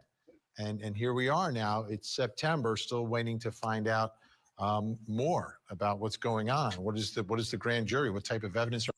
Yo, Step B, 100%. And even the Smith's attorney, they addressed that. It's like basically now that all this stuff's going on with Alec, it literally sucks all the oxygen away from the fire that is, the Stephen Smith investigation. And it's true. It's so true. I mean, I've done it myself. I've been following both. I've been covering both, but there's more information coming out about Alec and his situation, all of the situation. And it takes away attention from Stephen Smith. So that's why this whole live I dedicated to just, covering this. I didn't think we were going to go this long on it, but I definitely want to keep Stephen's name out there for sure. That's one of those cases that I've kind of been attached to now, and we got to keep covering it. Are they hearing? What are they doing? Now, at the time, you go back to 2015, there were a series of interviews that were done with people, and we have audio recordings of those interviews, and everyone says, well, how did the Murdochs even? Bees, I agree with you on that, Bees. I agree with you. I believe if there was evidence to be gathered, they have it, they've had it. I'm saying if, but because the investigation wasn't properly looked at, from the jump, was there enough evidence or any evidence collected? That's what I'm worried about. That's one of those things I'm worried about. I have faith we can get to names. I'm worried about the evidence to convict those names. So that's my big worry. Big time. Bees, are you chasing everybody away? Huh? Are you stinging people, Bees? Are you out there stinging people?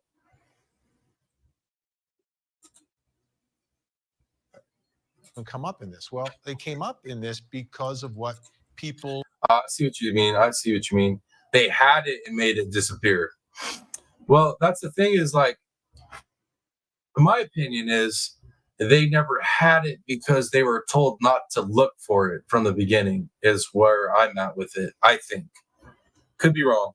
But the way that the Murdochs injected themselves into it right out the gate, they did it fast enough to where if they have pull and they were trying to hide something, they could have been like, no, just this is what it is. Don't even look at anything else. That boy in that bag, get him out of it. You know what I mean? So it could be either way though. But that's where I'm at. That's what I'm thinking. Were saying to investigators. Take a listen. Can you tell me what you heard about the Stephen Smith incident? I just heard last week that they didn't tell them yet. You heard what? I'm sorry? Okay. And who was that? Okay. And I'll be honest with you, Tatiana. Buster Murdoch's been on our radar long before this. Yo, that boy been on the radar for a minute. But let me address this statement. Criminal Man, I hope that I'm wrong. I hope that I'm wrong and that they do have something. I hope that I'm wrong and that, the investigation and evidence was acquired at the beginning. And then maybe the Murdochs were like, just hush hush or whatever. I hope I'm wrong. I hope there is some type of evidence because that's the only way we're going to get justice. We're going to see convictions because, like I said, they can get to the names. But unless they can tie those names to some type of evidence, we're not going to see those convictions. We're not going to see, I don't even know if we're going to see arrest. Some friends one night, and out of the blue, one of my friends came out and said that, I mean, we had already knew, like, he got hit or whatever, and we didn't know who did it, but we just heard that Buster did it. So after that, I mean, everybody know who Buster is, and like his family and all that, so it was kind of like shocking. So, you know, we just kept talking about it, and I guess it spread it around like a lot.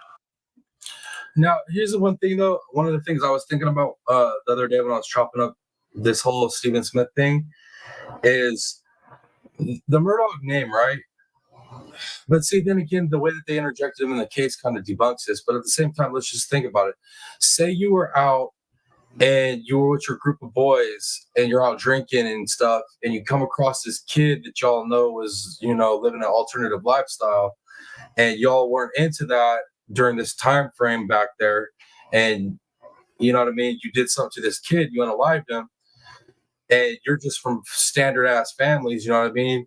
Now, what would be the best way to get the heat off of you? Wouldn't the best way to get the heat off of you to be creating a rumor that this super rich, powerful kid that there's rumors already about did this crime? That would be a really good way to cast the suspicion completely away from you and your friends that actually did it, and put the suspicion on this family that is already tied into crazy stuff. Just an idea, guys. Just an idea. Think about it, though. Think about it. I mean, could this be the case? Could it have been some drunken idiots seen this kid out, did some bad to him, and then they freaked out and were like, dude, we got to create like a rumor. We got to get some kind of like heat off of us. Like, and let's start putting these rumors out that, you know, one of the Murdaugh boys did it. Everybody already thinks they're into some stuff already. Everybody already blaming stuff. Most people don't like them because of power. Like, it would be a good way, you know, to misdirect people if you were the one that did it. I'm just saying, different ideas, guys. These are the things I think about, though. Always looking at stuff different, you know what I mean? Always from different angles. Your boy likes to play chess. Let's see what y'all are saying.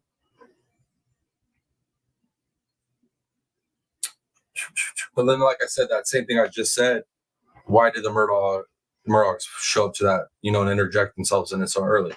So, you know what I mean? It's crazy, man. This one's crazy. Let me see what else y'all are saying. This is kind of like, you said the other day, the woman stabbed herself 20 times and it's called, Ellen Greenberg, the Ellen Greenberg case, Pat Gaines.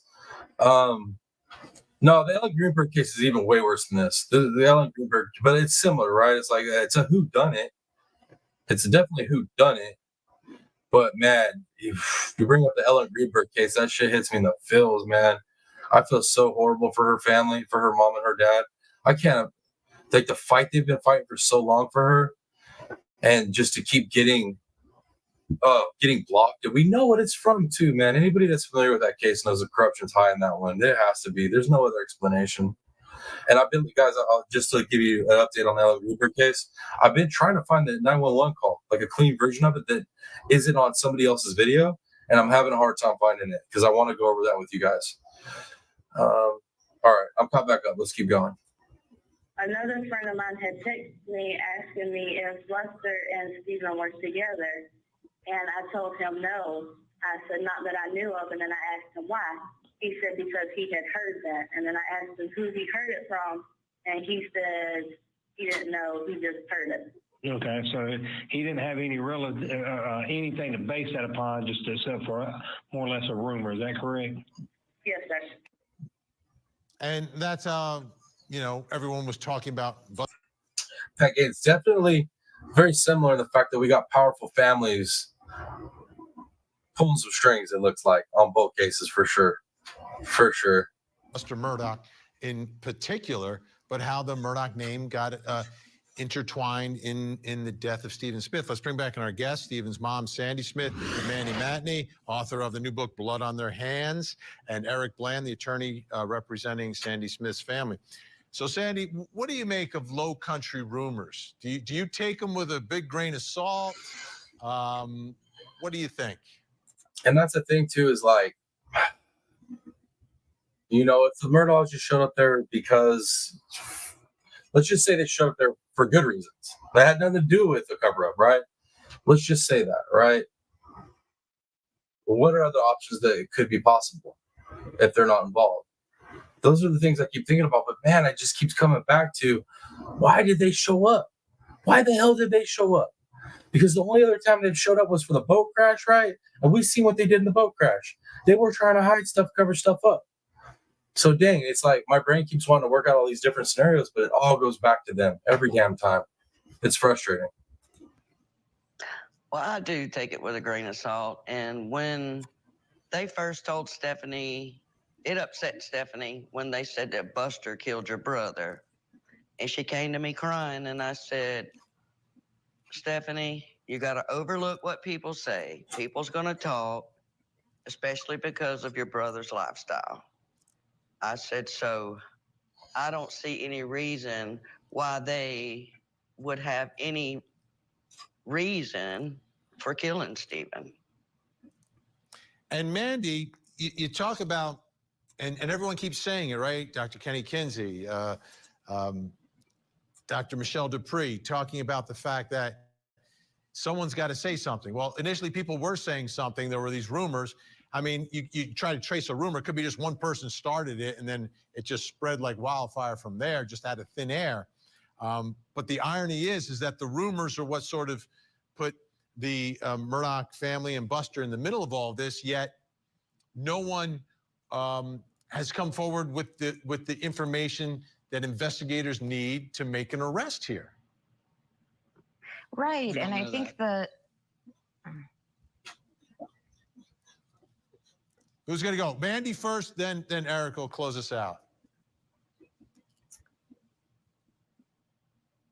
Oh man, they got tech issues like me. I think we lost Mandy's microphone. Do we hear? We don't hear it. So Eric, you take over for a second.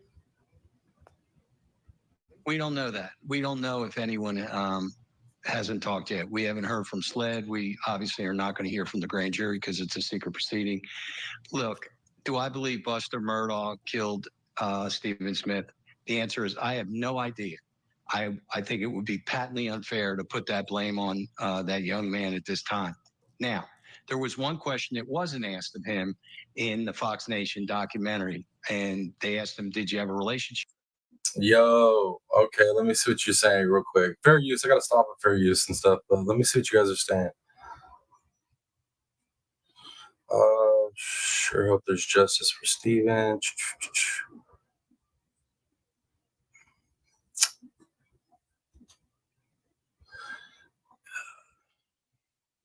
All right, I'm caught up. I just want to make sure I was caught up, guys. With Stephen Smith? No. Did you kill Stephen Smith? No. The follow-up question, which would have been the first question we wanted an answer to, is, do you know what happened to Stephen Smith? And that wasn't asked, Vinny. And we do believe that Buster has some knowledge. And amongst some of his friends, there's at least 5 or 6 people who are persons of interest, not necessarily because they were involved in Stephen's death, but they have knowledge of what happened to him. And that's the cone of silence that we talked about. And I agree with you, Criminal Med. I think that whole bat theory, pretty much the description of the injuries. Guys, trigger warning, right? Let me just explain to you guys. Basically, if you weren't listening to the video, to the details of what they were saying, he was bludgeoned to death with a bat or something of the sort. It was crushed in. Like, so the damage was insane. Like, we're talking about some serious damage, but no fragments of a vehicle anywhere. So when Criminal Med says that she believes that a bat was used, that kind of checks out. It kind of checks out. Something like that. Blunt force, trauma. Definitely.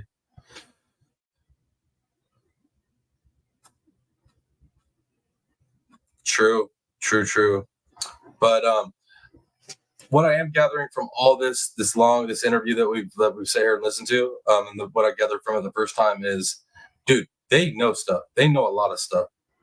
They know a whole lot of stuff. And I'm praying that some of y'all in chat that think they have some evidence from back then, that they still have it. I really hope and pray that these names they have, that they can connect this all. God, it'd be nice to see. Nice to finish, to see this through, to get the justice. And then if it is connected to that Murdoch family, oh my Lord, you guys know that's just going to be another chapter added to the big ass book. Because right now it's kind of like a side quest, right? It may or may not be them. It may or may not be them. But if it ends up being them, man, this just adds to it all. The Setterfields, like everything. It's insane, man. You know, the Murdoch cone of silence is very scary in that part of the state. Bro, listen to this, ladies. Listen. Okay, I got mostly ladies in here right now. Listen to what he's about to say about this family. Listen to how they operate, how they move. And then tell me you don't believe that Alec killed his old lady. I'm sorry, his wife. Listen to this. Listen to what he says right now. This shit blew my mind when I heard it first time. You know, in the documentary, you heard that. And I didn't watch the documentary, just to let you guys know. I don't watch a lot of Netflix documentaries because most of the information I can find on my own. And most documentaries are skewed to one angle or the other. So I don't watch a lot of them, just to let you guys know. Alex's wife, Maggie, told Paul's... And when I say documentaries, I mean like Netflix documentaries. You know what I mean? Like that. I watch other documentaries on my girlfriend, look, this is the kind of family you're getting into. When Randolph's wife, Miss Libby, was going to leave him, he posted an obituary of her in one of the Low Country papers. Bro, did you hear that? Did you hear that?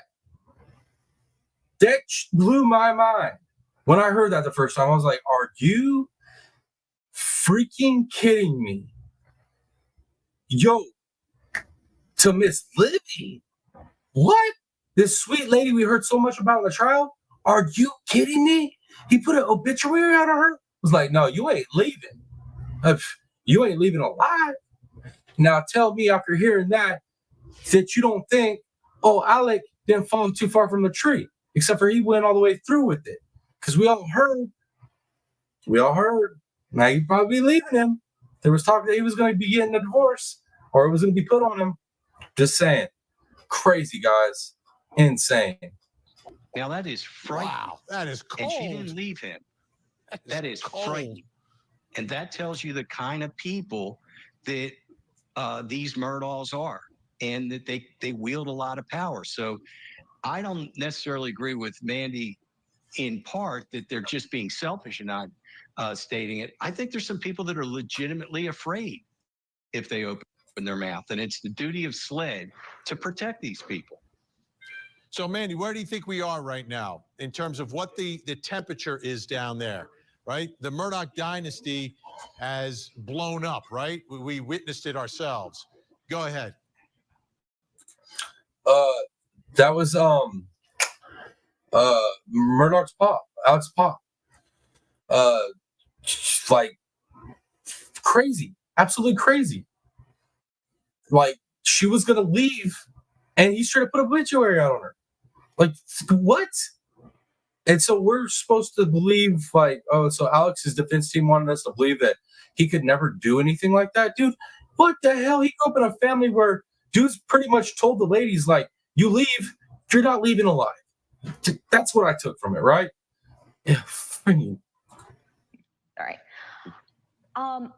Well, Eric, I just want to say, like, I understand, and I don't want to say that people are being selfish, but times have changed in the Low Country, and I live in the Low Country, and I was terrified in 2019 when I started investigating this case and others associated with the Murdoch family. And back then was a different ballgame that we were talking about when we were trying to talk about the Murdoch family.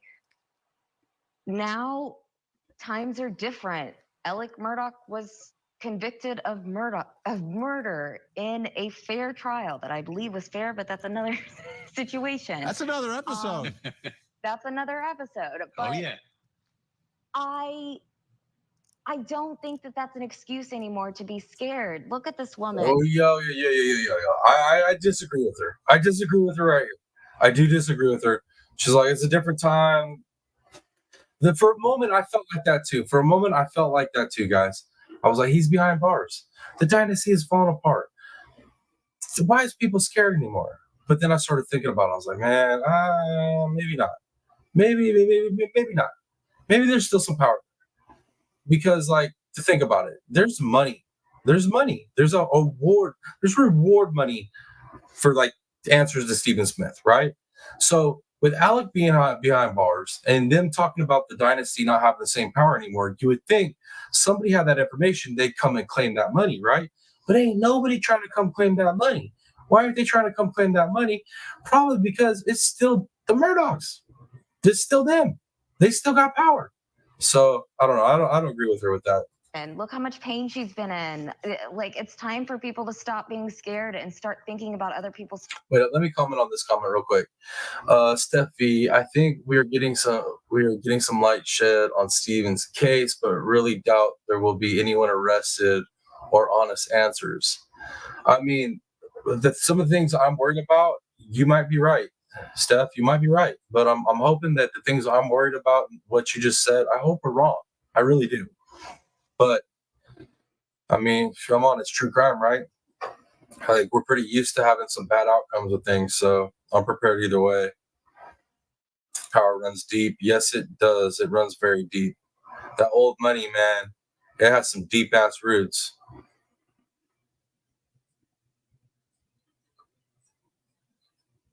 Yep. I mean, there you go. How long you kept them crimes on the low. And think about it, guys. Think about this too. That comment that Bees just made. Think about the fact that Alec probably would have continued doing those same crimes had his son not been.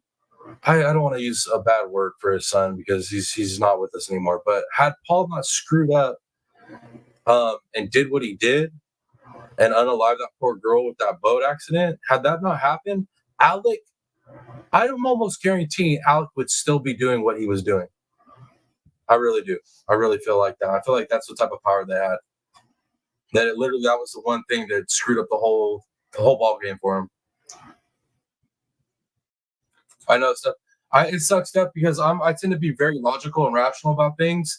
So I tend to be the first one with unpopular opinions about stuff because I'll look at it and I won't really get caught up in other people's narratives. I'll just look at it rationally. And I know, man, sometimes when you like look at it and it just doesn't seem like it's going to pan out, it sucks. You want to be wrong. You definitely want to be wrong. I feel you.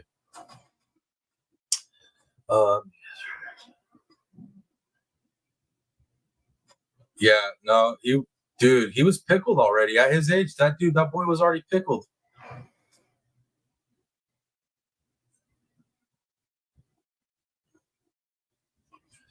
That's a good point too, Beast. That's a good point. In my opinion, as long as the cops that were involved at first are still in LE, this will not go anywhere.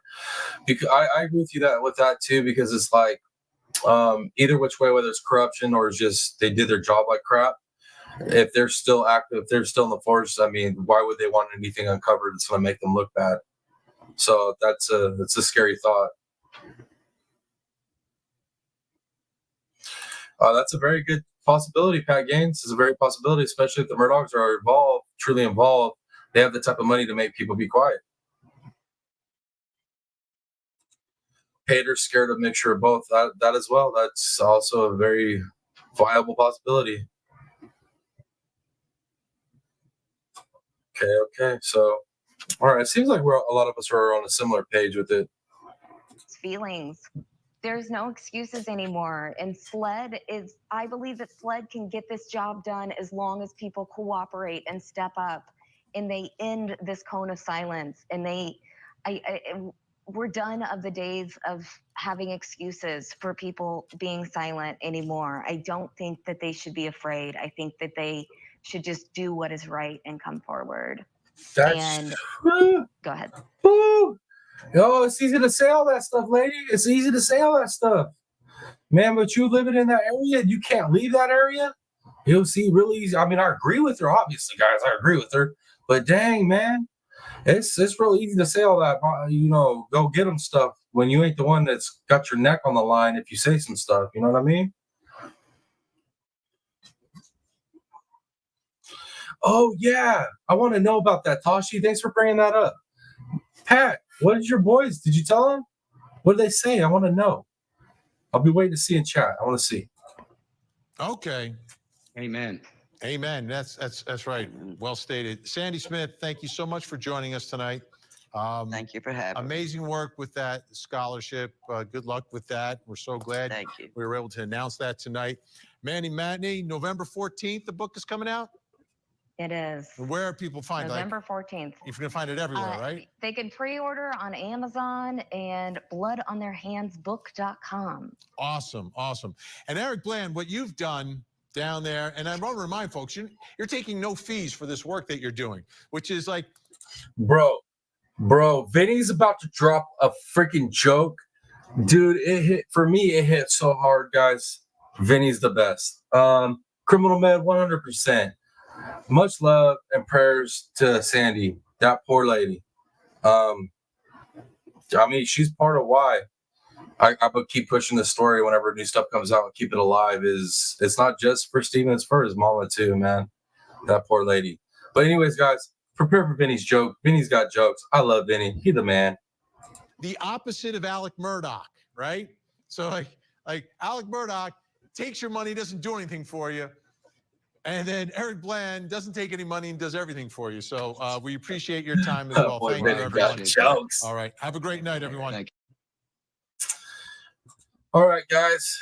Heck yeah, we made it through it. Let me see what y'all are saying in the chat. Let me get caught up real quick. Thank you, Beats, for dropping that. Thank you. And Jeannie Ann, thank you for dropping that. You guys, I appreciate you so much. Thank you, mods in chat. I appreciate you so much, mods. You rock the best. Chat, thank you all for being here. Hope you all enjoyed today's installment of the TPP True Crime Talk Show. Yeah, man, dang, we almost went 3 hours. I was not prepared for that. I thought we would do maybe an hour and a half. But either way, I appreciate y'all being here. Let me see what else y'all saying.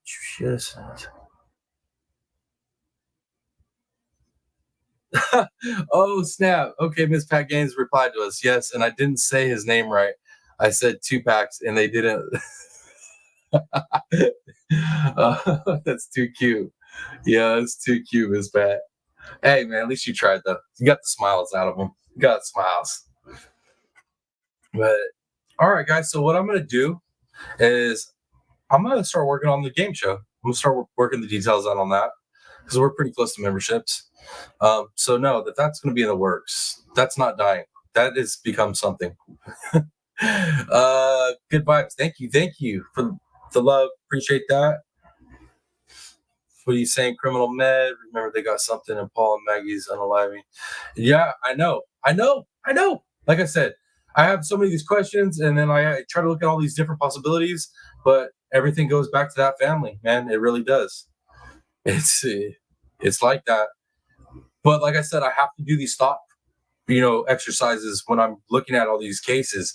I have to make myself look at it in all these different ways because I never want to be one of those people that get stuck on a certain viewpoint and just be like, oh, that's it. Like I want to look at them all so that I know that my argument is sound, that my thought process is sound on it. All right, guys, I'm gonna go ahead and wrap it up. Let you guys get to your Sunday night. Thank you guys for being here. I appreciate y'all. Sunday, there's so many places you could be, but you were here with me, and I appreciate it. Thank you for the likes. Thank you for the shares. And all the new people, thank you for the subscribes. Replay Gang, you make it this far. Let me know what you think about the Stephen Smith case down in the chat. Obviously, let me know your Replay Gang. Let me know what you think. My 2 live crew, thank you all for being here. You guys rock. If you want to leave a comment down there too, see if you can beat out the Replay Gang on comments. Have a little competition, a little friendly competition. It helps out, engagement and algorithm. It all helps, guys. Anything you guys can do to help that, I appreciate it. Links for the socials and to donate to the channel, that's down in the description of the video. Also in the channel description. So if you want to go over there, get them, hit me up, let me know what's up. Yeah, guys, that's it. That's all I got for y'all. Love you, mods. Love you, chat. Love you all. You guys are the best. We are the best community. That's it, hands down. All right, guys, I'm gonna shut up and get out of here. I love y'all. It's your boy, the real Piscine Predator, aka TPP, baby. Till next video, I'm out, y'all. Much love. Peace.